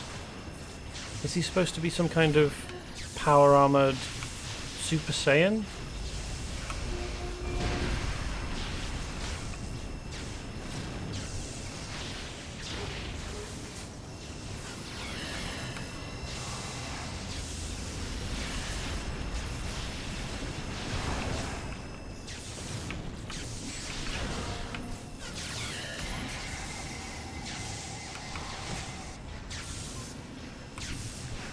this is going much better now that we've got 2 proper DPS helping out.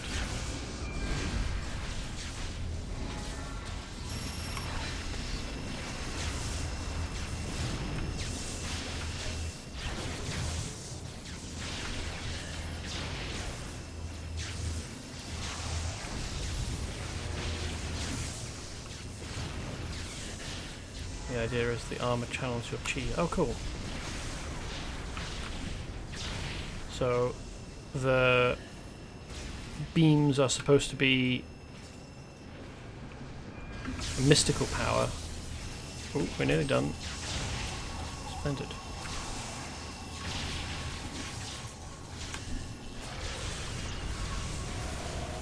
Thank you very much.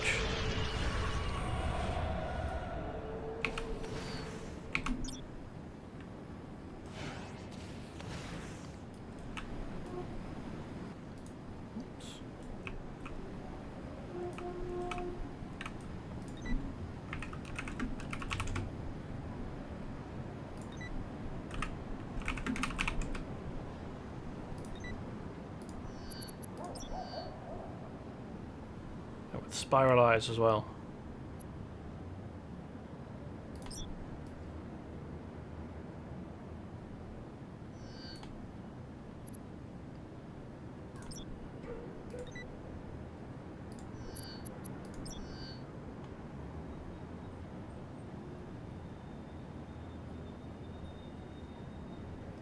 Miniaturized marble.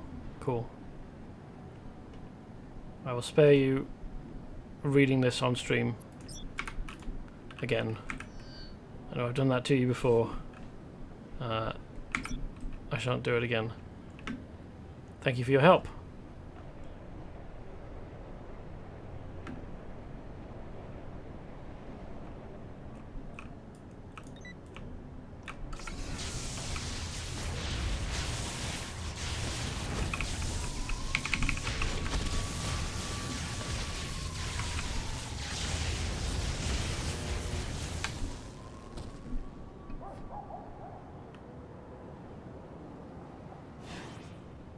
Something looked like, I forget, it's a heal buff that turns your skin silver.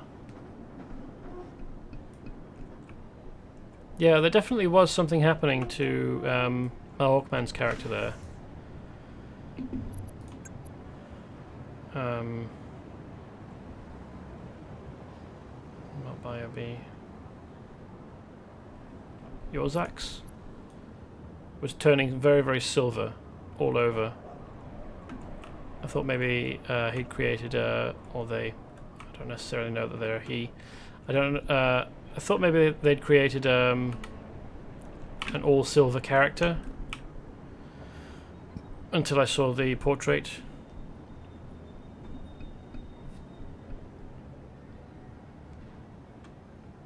I've been a mistake on my part. That's why you threat wiped, because it wasn't affecting you. Did you have yours targeted when you were trying to use a threat wipe or something? So it affected him rather than you.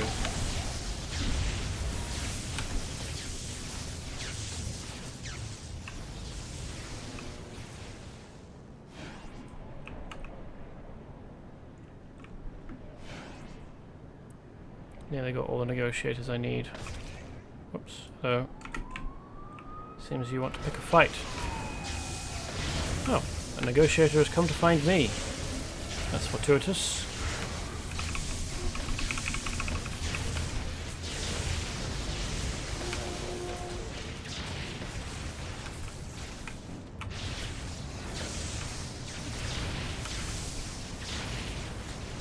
Oh, bionic shielding. I meant to self-cast because you were tanking, but threat wiped instead. Whoops.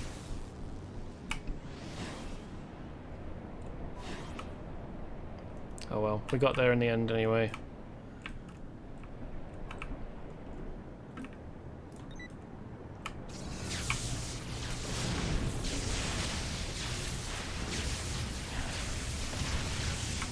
I suppose the people have both Vibora Bay and Millennium City have gotten pretty desensitized to weird stuff, because these people are walking around, well, okay, so most of them are running around, and actually kind of scared of a big crocodile man walking about. Fair enough, but there are people just wandering around, sharing the streets. Oops, destroyed what looked like a fairly vintage car there. That wasn't me.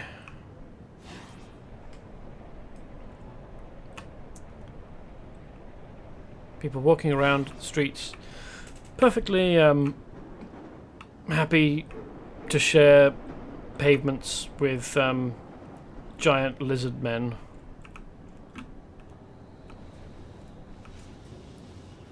Unfazed.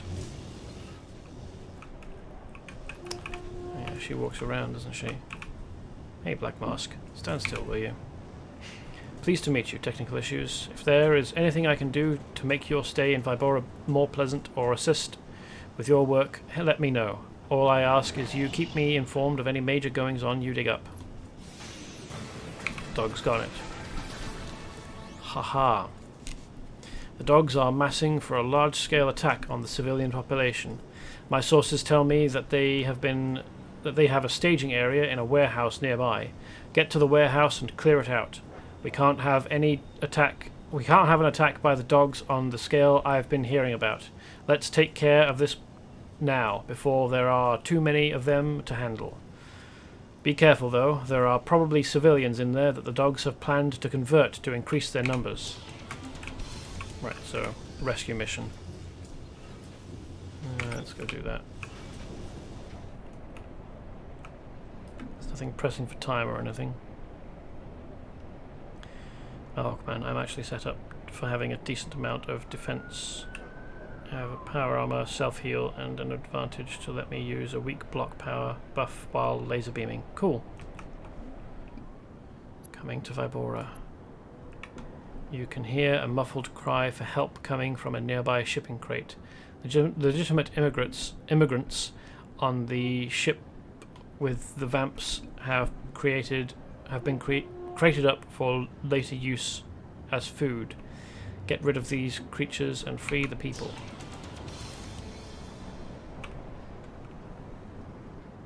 Shambhala vampire.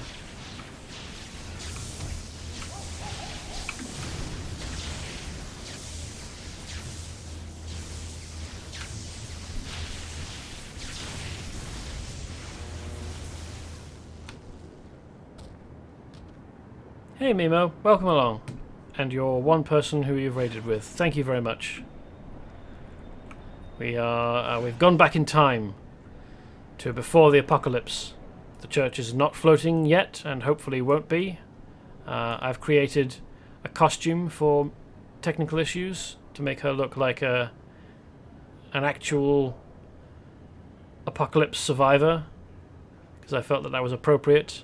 I've gone back in time to avert the apocalypse, and so that kind of requires a certain look to it. There's a certain chic to apocalypse averting time travelers that I felt that I should imitate. Red Snake's Dojo. There's a mission here for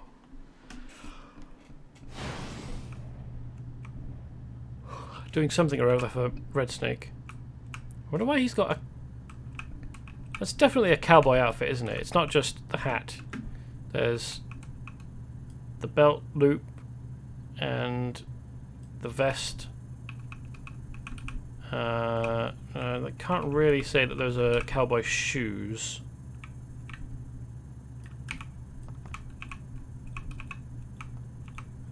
Sorry, let me have a look at your oh, she's gone. Have a look at your shoes. No. I wouldn't claim that those are cowboy shoes. Anyway. Here's Red Snake. Welcome, Technical Issues, to Vibora Bay. I have some things I would appreciate your assistance with, Technical Issues. Santo Barrera was born into a wealthy family. While not spoiled, he certainly wanted for nothing as he grew up. His parents encouraged his interests except for his desire to study Vibora Karmesi, a martial arts style native to the area. Santo studied it in secret. After the death of his parents, Santo threw himself into the study of Vibora Carmesi. Master Domingo Vergari, understanding Santo's sadness and need to focus, pushed his student to be the best he could be. As he studied Carmesi, he came to realize how lucky he had been growing up as wealthy as he had. Line dancing club after work. Yeah, maybe. And with him dressing like this, he can't really insist on a more appropriate work dress. I mean, look at him. He's wearing Iron Man's colours. His backstory is a mix of Iron Fist and Batman. And he's a man dressed like a snake, as opposed to Batman being a man who dresses like a bat. Man dressed as a bat. Who sounds a lot less threatening and impressive if you refer to him as man dressed as bat than as Batman. Hawkman. Also, he gets saved by random bystanders once every 2 months. Does he? Is that an alert or something? I mean, I know that he's a bit of a victim. I know that he's we're just starting on a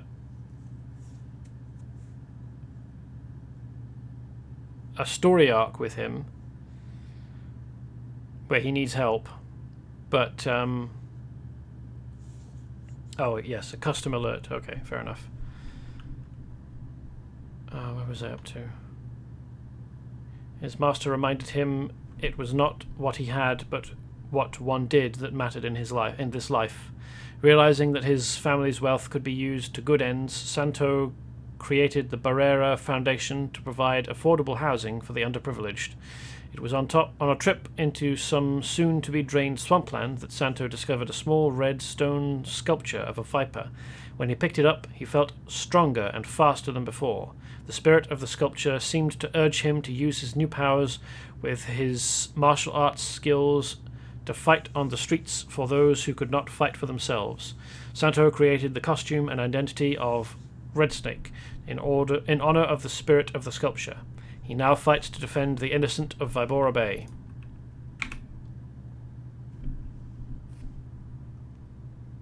Player shaved to save him from Green Dragon.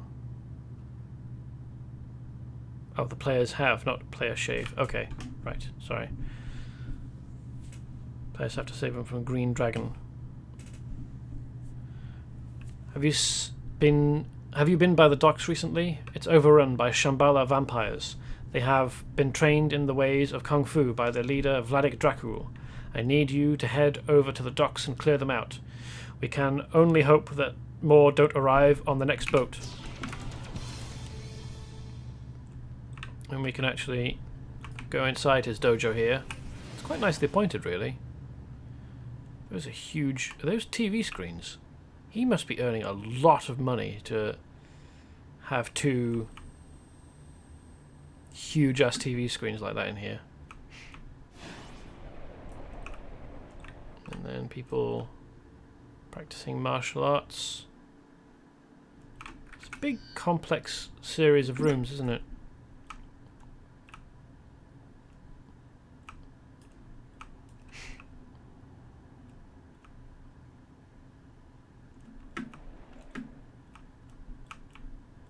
Quite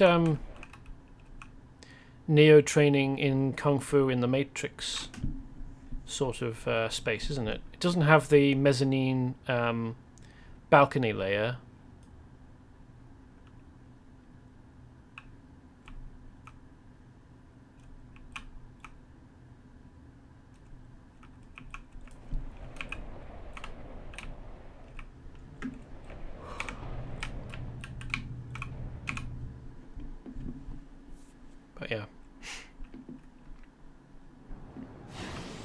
That outfit was slightly different from the one that you see her in game, isn't it? Because there's no window in the back.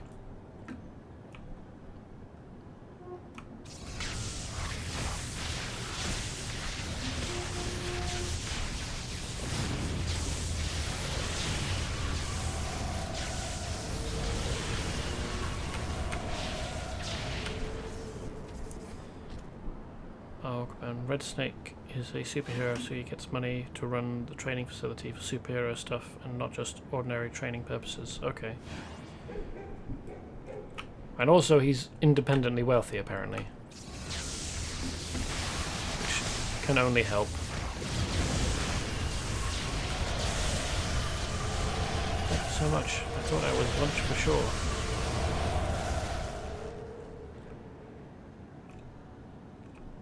Another day, another mission, searching for jumping crates around the docks.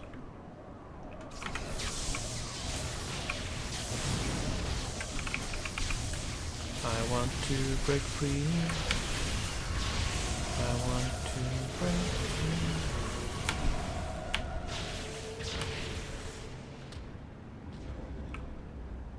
Oh, there was another. There we go. There's another box. I was about to say, there doesn't seem to be any around.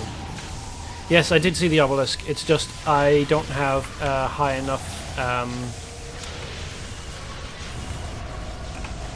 mysticism to open it because I haven't been keeping up with training it. It's only 52, and it'll probably require 200 to 300 mysticism to open. So, at this point, in a zone like Vibora Bay, there's not much point in me trying to open it, I figure. So, because none of the crafting skills have anything to do with story, as far as I know, I haven't bothered to keep them up or spend time outside of streaming, zipping around, picking up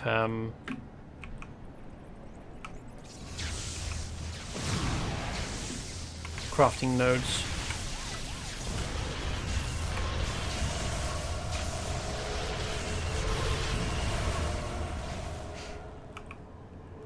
I mean, it'd be nice if there were story related to the crafting process, but crafting, as far as I can tell, is pretty anemic in this game.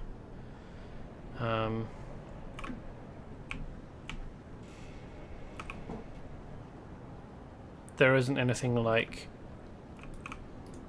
gathering skill and then crafting skill like you have in World of Warcraft, or I think Lord of the Rings Online has a similar thing.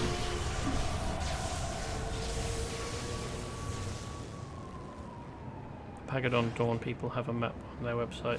If you use a map, you can get to level 400 in one day. Oh, cool. Mod fusion is a bit lame. Yeah, crafting is all but dead in CO now. Mostly useful for fusing mods. Yeah, that's, as far as I can tell, that's basically it. You just use, you just have to have your crafting high enough so that you can fuse mods together to make them better. Basically, this game's version of the way that you customize equipment with stats and mods.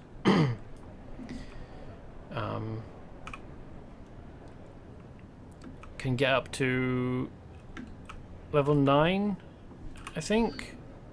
I mean, here's a level 4 one, here's a level 5. But that's what most of this stuff is. These are mods. I can never tell which ones are worth keeping. I mean, I assume that these ones, this sort, are. And probably... I mean, I don't know why you would want strength and intelligence in the same mod. I don't know what build you'd be using that you use both at the same time. Or strength and ego. Recovery, that's probably quite good. Maybe, I don't know. Ooh, intelligence. Anyway.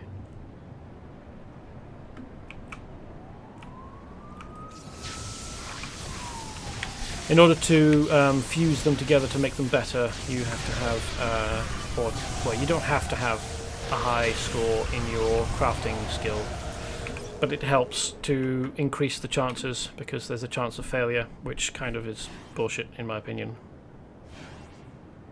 Which ones are useful depends on your build. Some are more useful than others though. Yeah, I can't imagine that really weird combinations of stats would be terribly useful. If only because, for example, intelligence and strength, or ego and strength, I can't really imagine a build. Well, maybe ego and strength would be required if you were playing an ego blade build with a side of telekinesis, maybe? I don't know. Doesn't seem like a common combination. Dual stat mods cover every possible combination of two stats. Which, yeah, fair enough. I mean, there are some combinations of stats that you actually do want. Very much build dependent. If you wanted a melee healer, strength presence could be quite useful. Yeah, fair enough.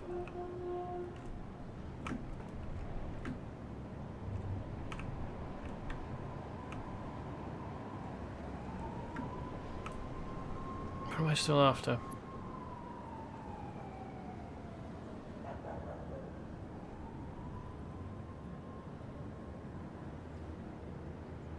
Releasing people and defeating Shambhala vampires. Specifically, not just any old vampire, as he implied.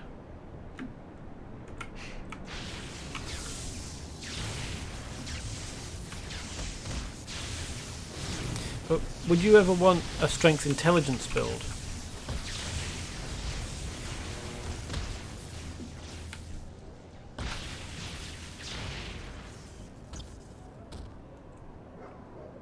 Yes? Okay, fair enough. I mean, I know that intelligence reduces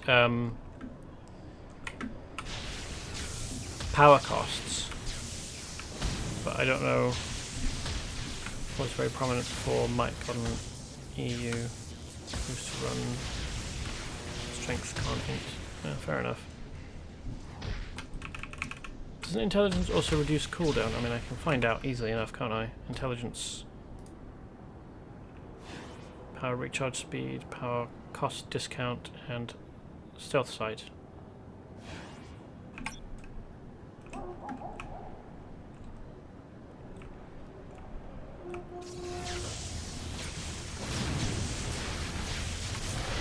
Kind of conspicuous, conspicuously human containing crate, isn't it? It's basically shaped like a coffin. To say nothing of jumping around and muffled shouts of "Help! Let me out!"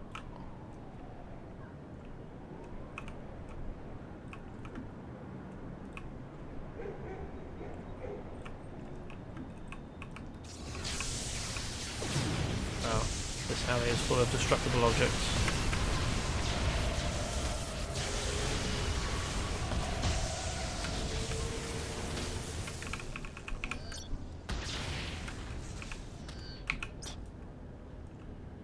Are any vehicle mods worth keeping? I mean, I got the impression that vehicles used to be possible to create a functional, like, adequately functioning vehicle, but then vehicles were nerfed, so that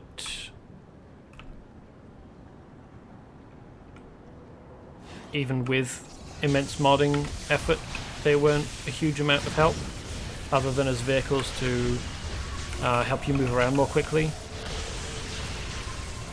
So is it worth at all keeping vehicle mods? Quite a lot of those in my shared player account.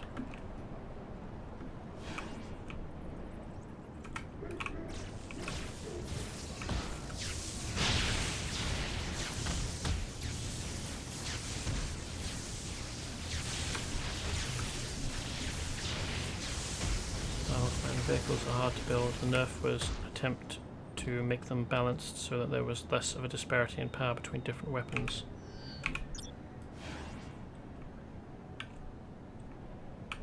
Still got more Shambhala vampires to beat.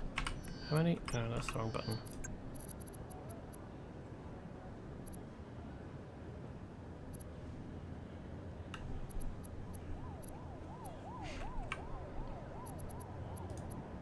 No. Here we are. Oh, one more. Okay, good.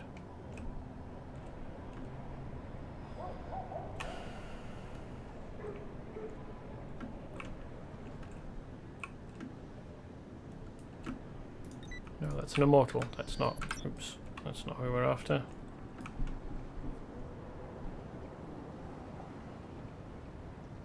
But it meant the most powerful weapons are a lot less powerful now. Yeah, that kind of sucks.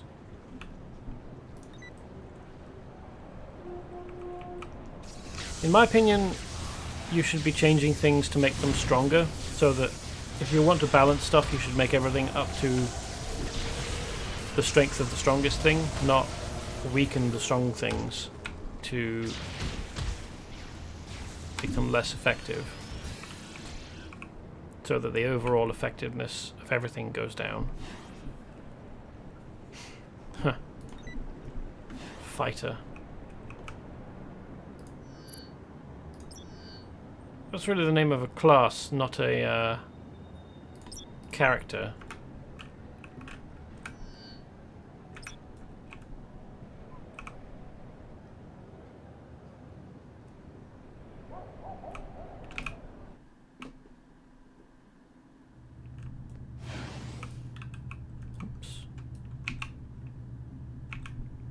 I am glad to see you are safe. Technical issues. I am also glad you were able to take care of those vampires. Thank you for your help. Winters of our discontent.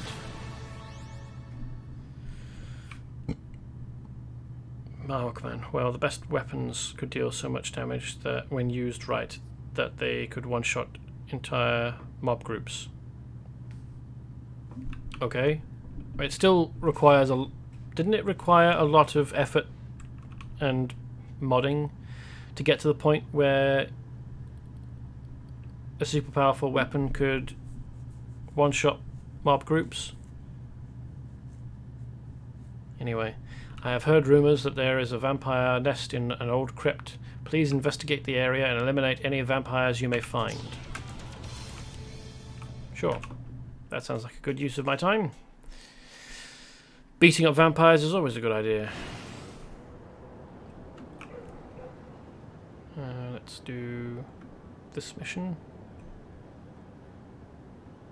Wherever the entrance actually is. Here. That's nicely hidden, isn't it? Ravenforce vehicle weapons weren't scaling on anything. I think the nerf was too harsh, but I always felt players needed to be more powerful than vehicles. Yeah, fair enough. Arkman. Oh yeah, it was only the most carefully tuned vehicles that could do that, but it was an enormous disparity in power between things like Gravity Bomb and Toxic Rocket. I think, yeah, Gravity Bomb sounds familiar as a vehicle power. I think I remember Gravity Bomb still being pretty powerful now, isn't it?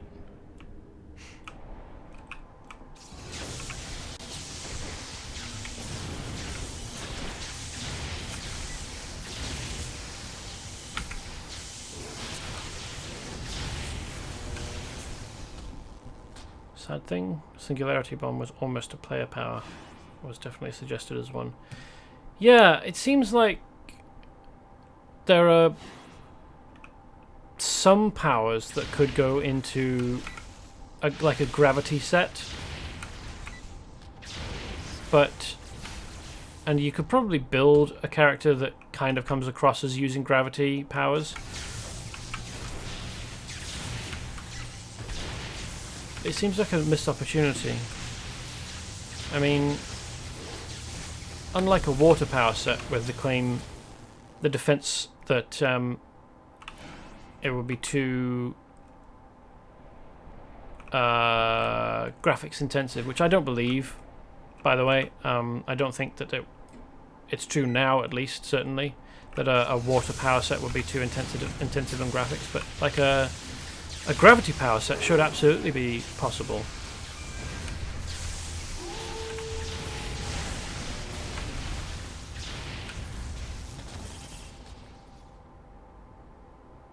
Yeah, just a force build with a few gravity powers. Some of the darkness powers are gravity themed. I have one of those. Which ones get Rift Portal inspired from darkness, not gravity? Yeah, there's two specifically. There's well, three actually, really. No, don't want that. I want this. Ebon Rift, Dimensional Collapse, and Planar Fracture are three darkness powers. A Void Shift also could be like teleport, like a make small wormholes sort of power. Soul Vortex isn't really. You couldn't accuse Soul Vortex of being a gravity power.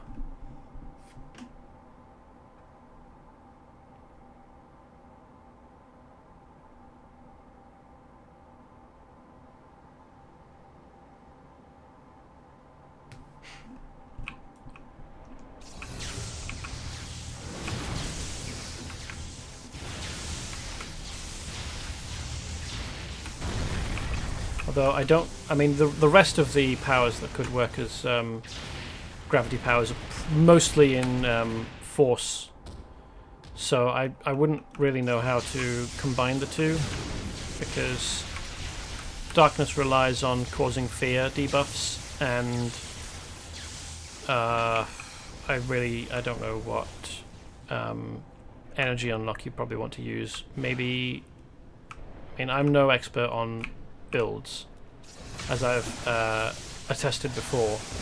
I would think maybe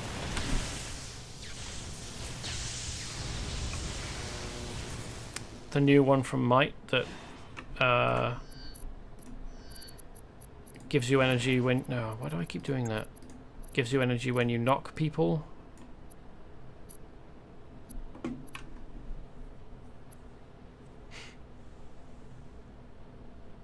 Pulverizer, I think. Grants energy when you knock a foe. Or molecular self-assembly, which grants energy when a power finishes or comes off cooldown.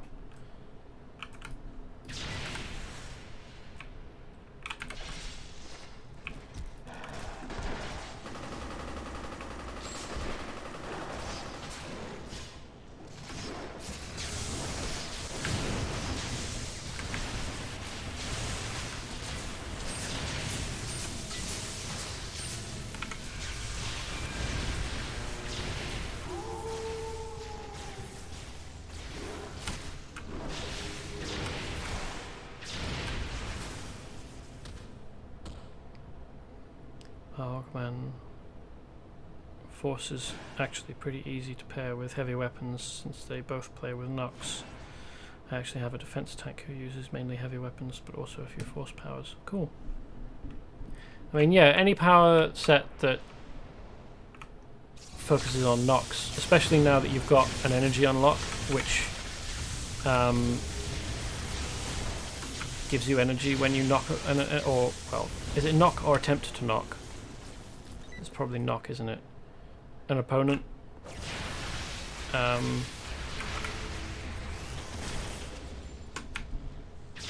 It's going to work well.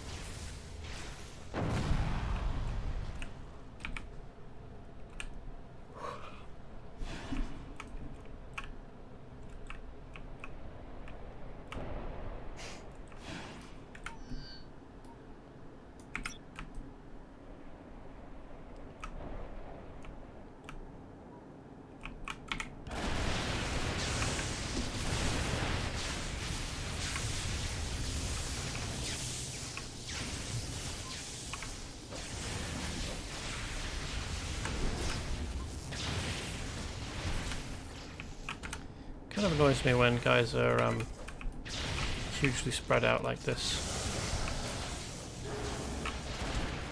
Well, when mobs are quite broadly spread out, like over a large area, because it makes it difficult to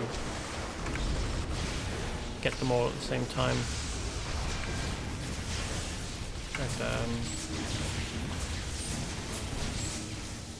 AoE powers.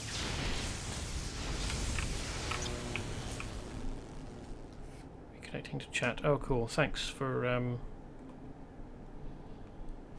disconnecting and not letting me know. Let's try a different Wi-Fi.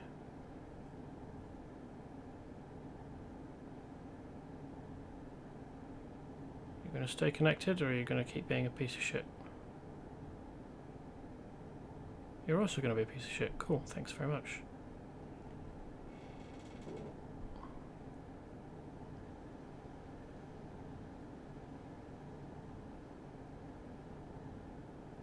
Okay, that seems like it's stable.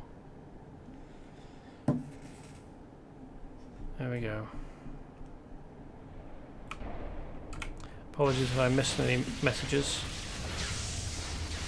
My phone just sometimes doesn't feel like connecting to the Wi-Fi.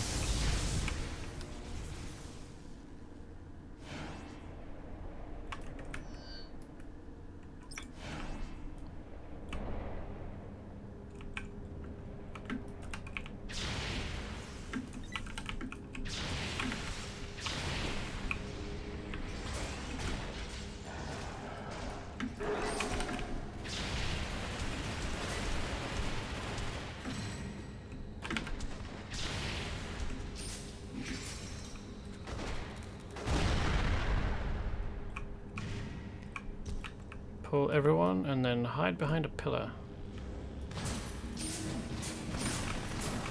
That's not everyone.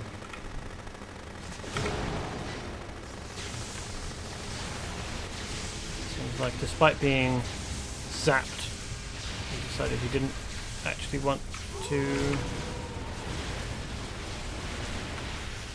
come and join in. Bit lazy.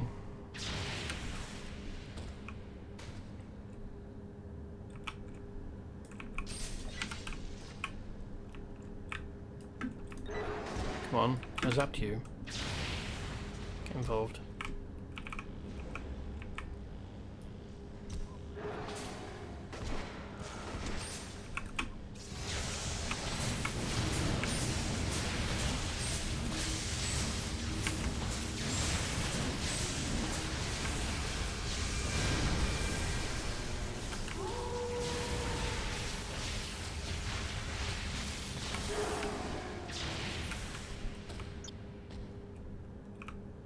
I do like that technical issues is basically just hovering there, completely unimpressed by everything that they're doing. He's like, yep, okay, very nice. Whack me with chains, howl, scratch at me, whatever. I don't particularly care.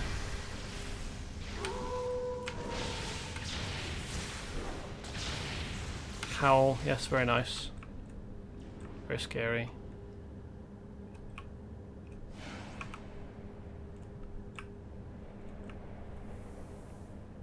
Okay, no exit. So let's... Have I completed? Apparently I haven't. So where are the last of the dogs?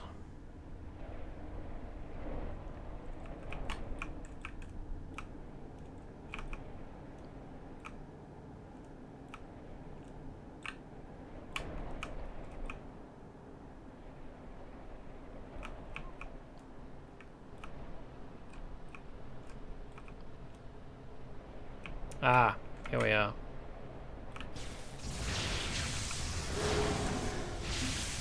Hopefully he's the last one.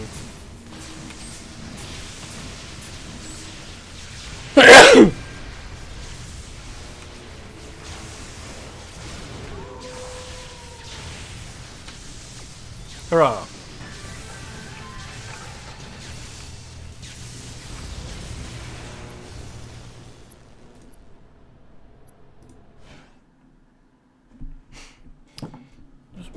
Let me check to make sure I am still connected. No, I'm not. God damn it.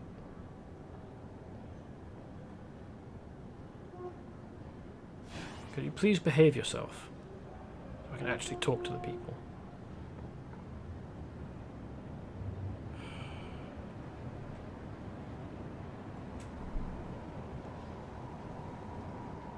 Why are you being like this? Switch you off. See whether you'll behave yourself.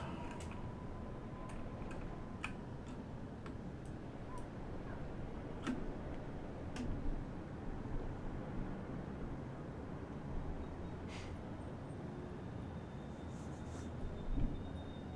do wish the Twitch app would actually tell you whether you're connected or not. And it says welcome to the chat room. But not, it doesn't do anything if you're not connected anymore.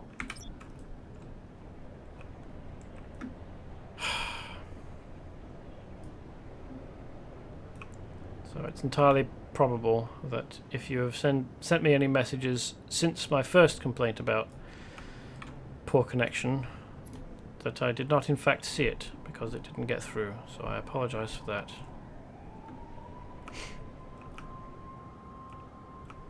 Alright, I'm fighting fledgling curs here, aren't I?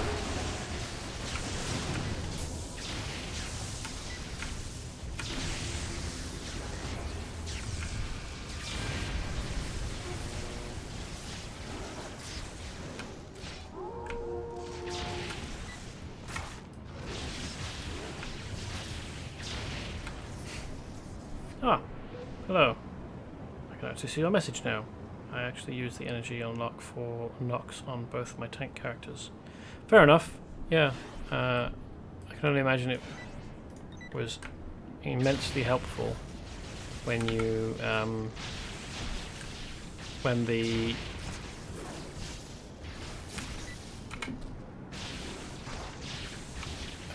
new energy unlocks were added. Oops, no, damn it. I can't do it if he's unconscious.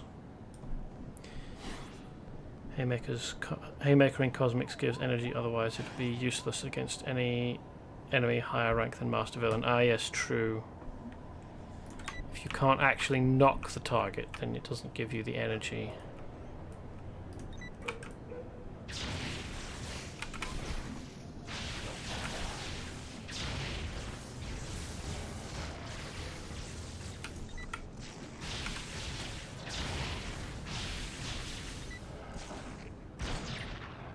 Wow, that's a big rifle, isn't it? So it was a naked wolfman transforms back into a fully clothed guy called Augustus. My mouth tastes funny. Augustine, rather. My mouth tastes funny. That's unfortunate. Which is why it only cares about whether you try to knock it. Ah, right, okay, so I misread. Well, I had thought that it was when you attempt to knock. None of these are fledgling curs. Okay. I need to be careful with them then.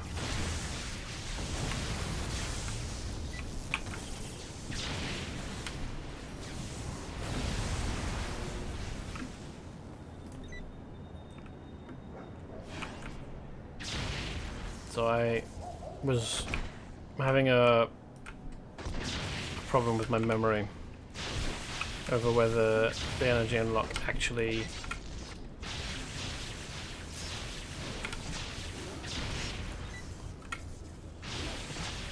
cares about actual knocks or attempting to knock. It's good that it's attempting to knock rather than actual, because this guy's called Rocky instead of Augustine. That's good.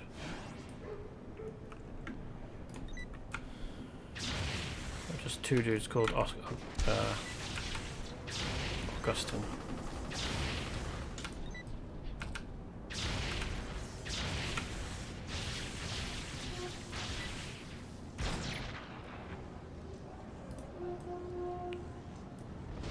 Interesting that the transformation leaves a print of a moon on the ground.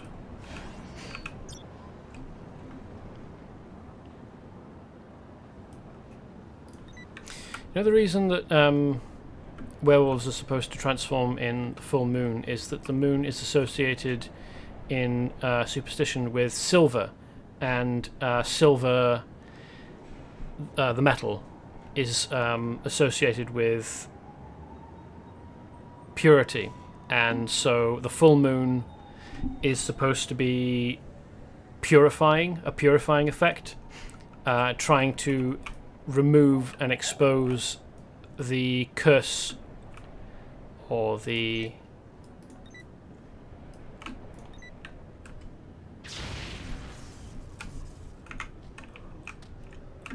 influence of the lycanthropy condition.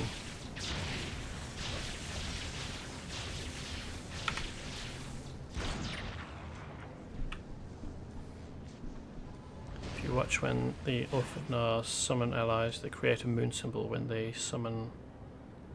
Yes, I thought so. It's sometimes a bit difficult to tell during a fight what's going on, because there's so much happening. So many effects going on.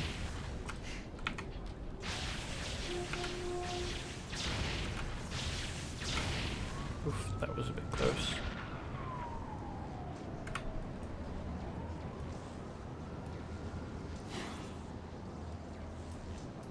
You're not going to transform back? There we go. Oops.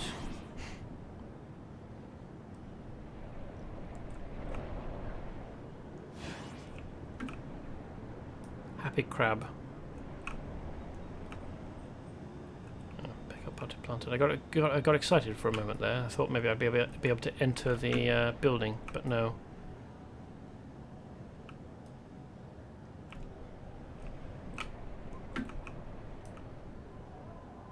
No, they're both curs.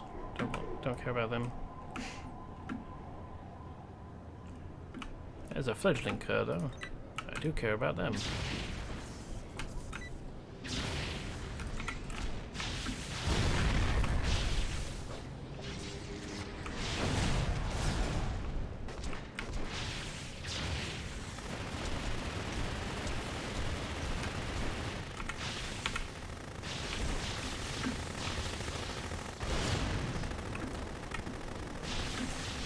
Two buildings you can go inside, but they're not normal. I assume that the... or maybe not actually. I thought maybe the... oof, that was a bit close as well, wasn't it? The minefield that... oop, he died rather than transform. That's a shame. Can you... where is it? Is it further over here?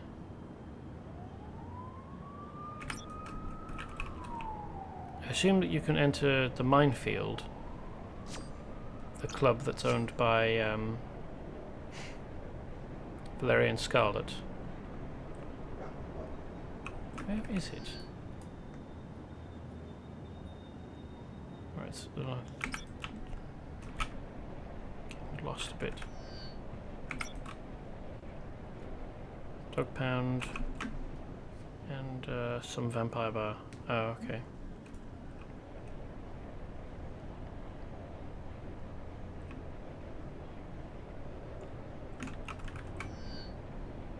Where the edge of the map is? Oh, here we are. Here's the edge of the map.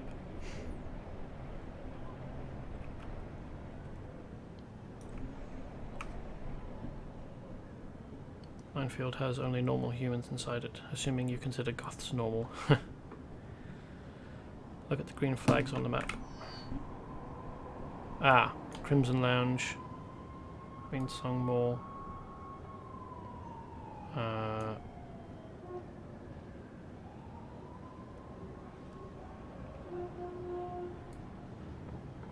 Where the hell is the minefield? I thought it was here, but then I thought, well, it wasn't visible here, so I thought maybe it was over here, but maybe it's probably that, isn't it?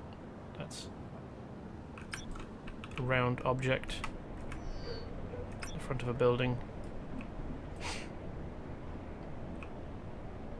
Yes, here we are. Well, the thing is I haven't found all the green flags because I haven't fully explored the zone. So,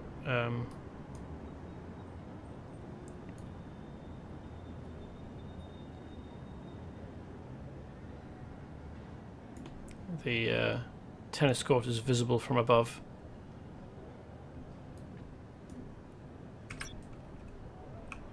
Anyway, right. Getting sidetracked.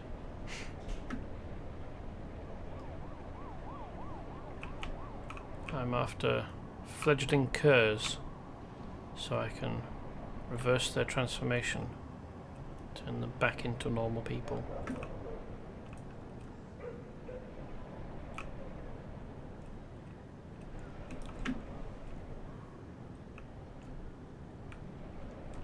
Ugh.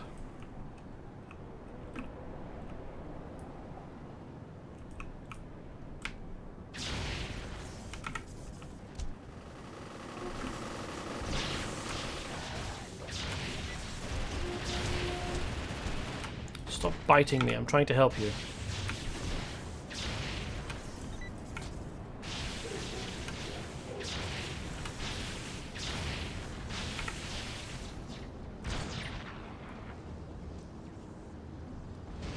And yes, I realise I have just shot you. But look, you've got your clothes back on and everything. You're capable of complaining about whether you have fleas.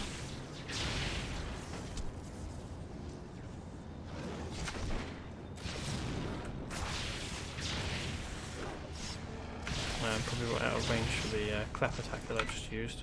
Shame.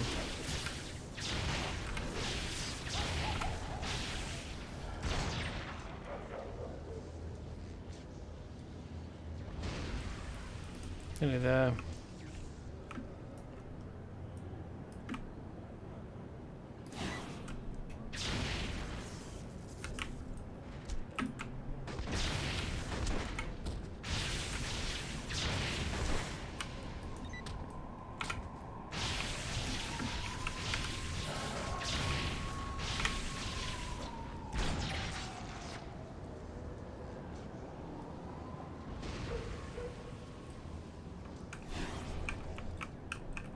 Thanks. I didn't want to have to shave my entire body on a daily basis.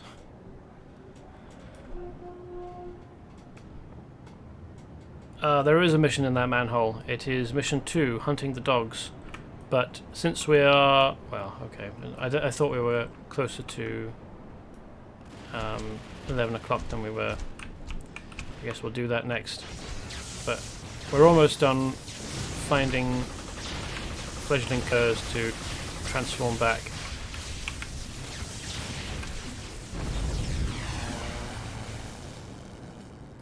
Here we are, last one. And I'll go down and evict the dogs from their underground tunnels. Oops. Got a crit. Good thing I have a spare.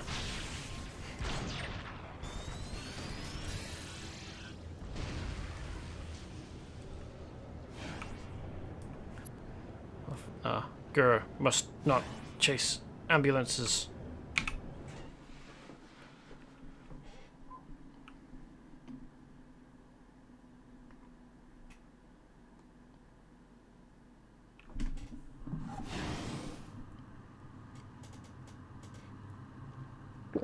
Thank you for pointing this out to me, though. If I hadn't noticed, it would have been helpful for you to mention it. And it isn't always that obvious if you get close to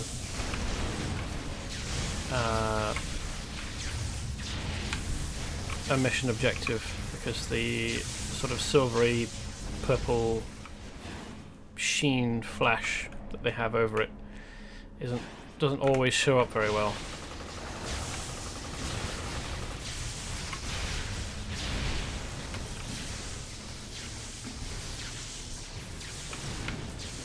I think I was premature setting that off. I was a bit too far away.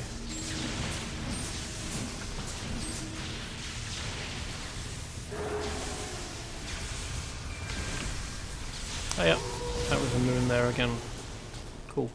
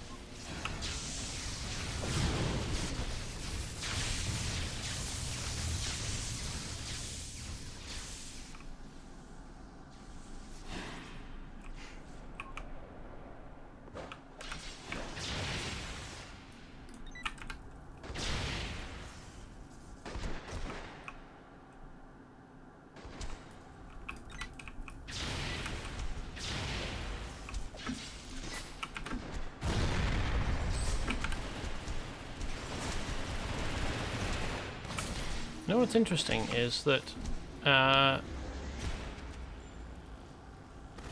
tell you after the fight's over, so I can actually point it out properly.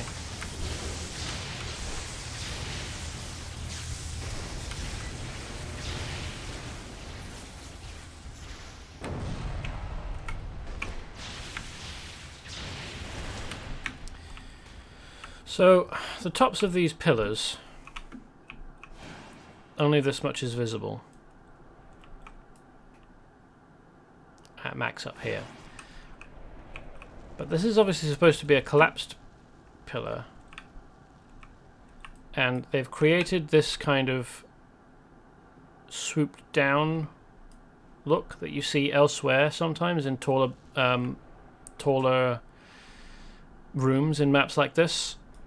But this, well, specifically these hooked parts shouldn't have been built into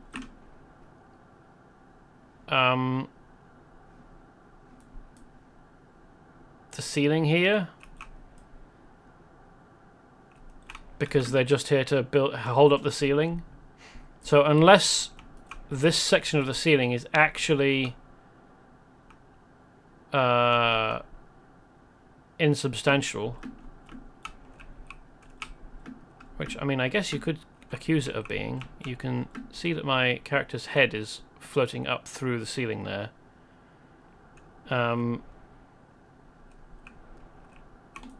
Perhaps that's enough. Or, maybe not. Oh no, yep. Head is floating up through the ceiling there as well. So maybe there's enough space for the top of this.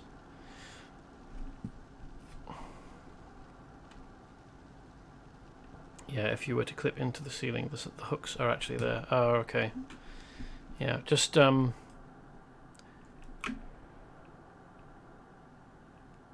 it's weird. It's interesting to see that they've got a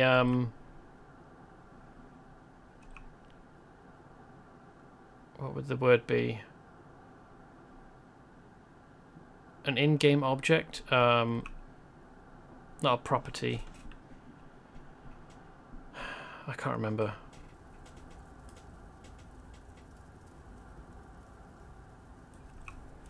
That they just haven't altered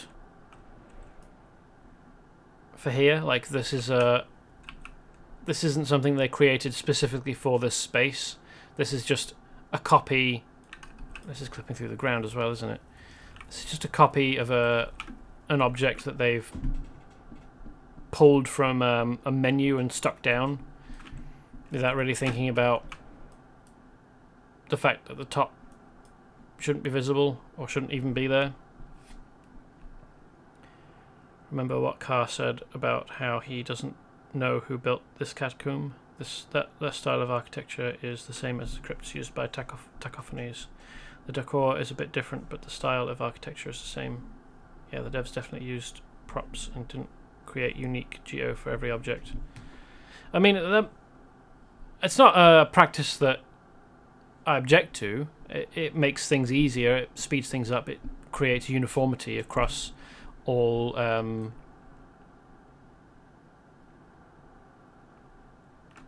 times that you use it. But there are occasions like this where this object shouldn't have the top part because it's part of a collapsed column. And I mean, here it works because you can't actually see the top, and it indicates that the column is connected to the ceiling.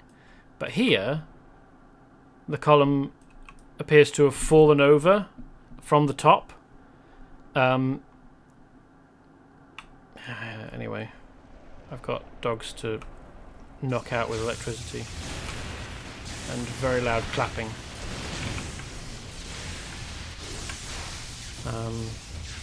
Yeah, I had noticed that these are the same catacombs used by Tacophanes. I had gotten the impression that, I don't know, I'd thought maybe that crypts that you enter during the Save the Superheroes Halloween event mission were physically underneath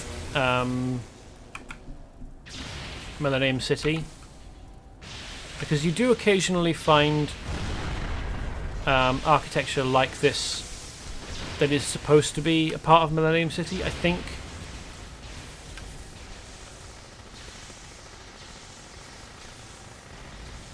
So I just assumed that this was a heavily Gothic style of crypt architecture that you just could occasionally find in and around Millennium, well, in this universe basically, but in and around Millennium City, and particularly here because you see a lot of it here in Vibora Bay. But nope, you can only enter them via magical portal. Yeah. As I said, I'd kind of assumed earlier, just before, as I said, I'd kind of assumed that they were physically underneath Millennium City. I realized that you do only enter the those missions through like vertical portals that are unsupported by, you know, walls or anything. Oh, command, but yeah, this crypt style isn't unique to Blood Moon or Vibora. If you go inside the High Apostolic Church, its crypts use the same style. Yeah, I am hazy on whether this style of crypt is visible anywhere in a Millennium City zone. I think something like this is used occasionally in Canada, particularly the Eclipse Lair. Certainly they feel very similar, and you see the same crypt or sarcophagus, stone sarcophagus style in the Eclipse Lair in Canada. But even if this is a zone or tile set, I guess, that Tacophanes uses for his crypt, his magic crypts, his like extra dimensional ones, it is also a physically built style, because this is a physical literal space, not a pocket dimension that we've come to that's underneath Vibora, after all. So occasionally people do actually build places like this. It seems mostly in Vibora, but that's probably just because thematically Vibora is supposed to be the most gothic of the locations you visit.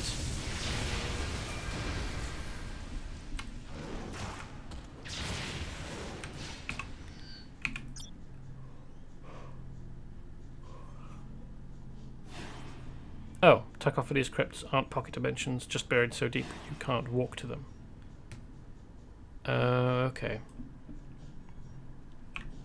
Well, still then, that just reinforces the idea that the crypts are physically built by humans native to this plane in this universe. So it was obviously a style that was heavily in vogue because 2 different cities have used it. I wonder who comes up here to fuel this and light it. Strictly speaking, with this much flame below it, the ceiling should be covered in soot and absolutely black. Pitch black. Or soot black, really, I suppose.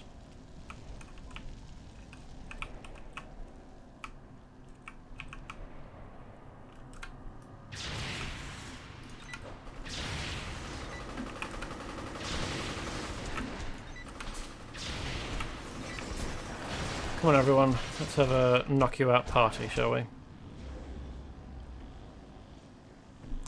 Well, technically, Tachophanes is a human. He's undead and several millennia old, but human. Yeah, fair enough. He used to be human, at least. Oh, come on.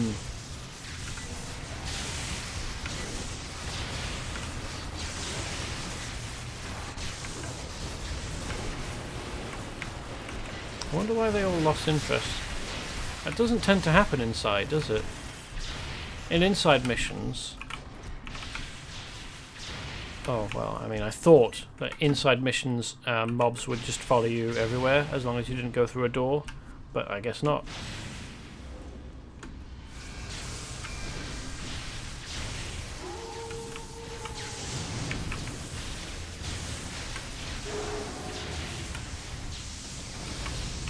Oh, there's an object over there that I missed.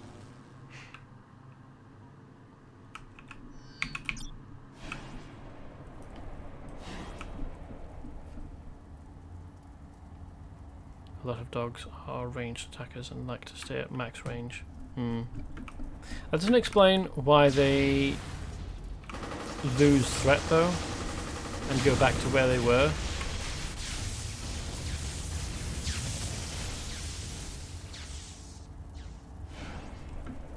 Oh well.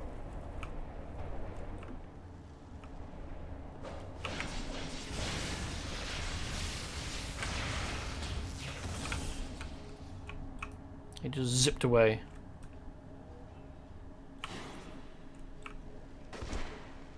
Zipped, what, into the fire? No, that can't be right. How did he die?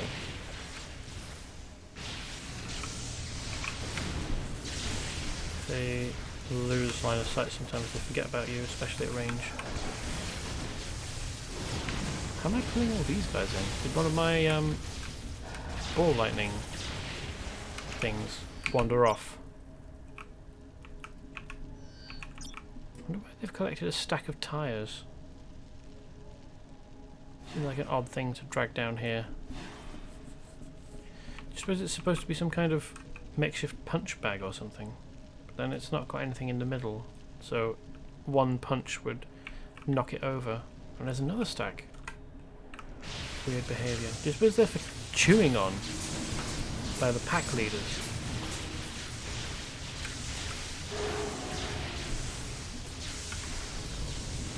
I think some of these enemies have patrol routes and it just happens to run into you. Well, I wasn't really paying that much attention. But I definitely pulled some people from like way across the room somehow. Oh, that's all of them, it seems. Yeah, I was here and I think I pulled some people from over here, as well as a patrol that was going past. Oh well. It just made things easier. I'm not complaining particularly. Especially, well, it would have been annoying if I was still particularly squishy, but I'm not, so I'm not fussed about it anymore. Probably do this next. Winters of Our Discontent. Although I think the next thing that I do is going to have to be sell lots of stuff. Anyway, it's 11 o'clock. So that will be the end of today's stream.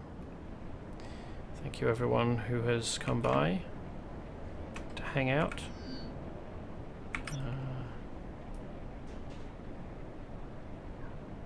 Glad that you have all come here, whether it be watching the stream or watching this VOD once it goes up on YouTube.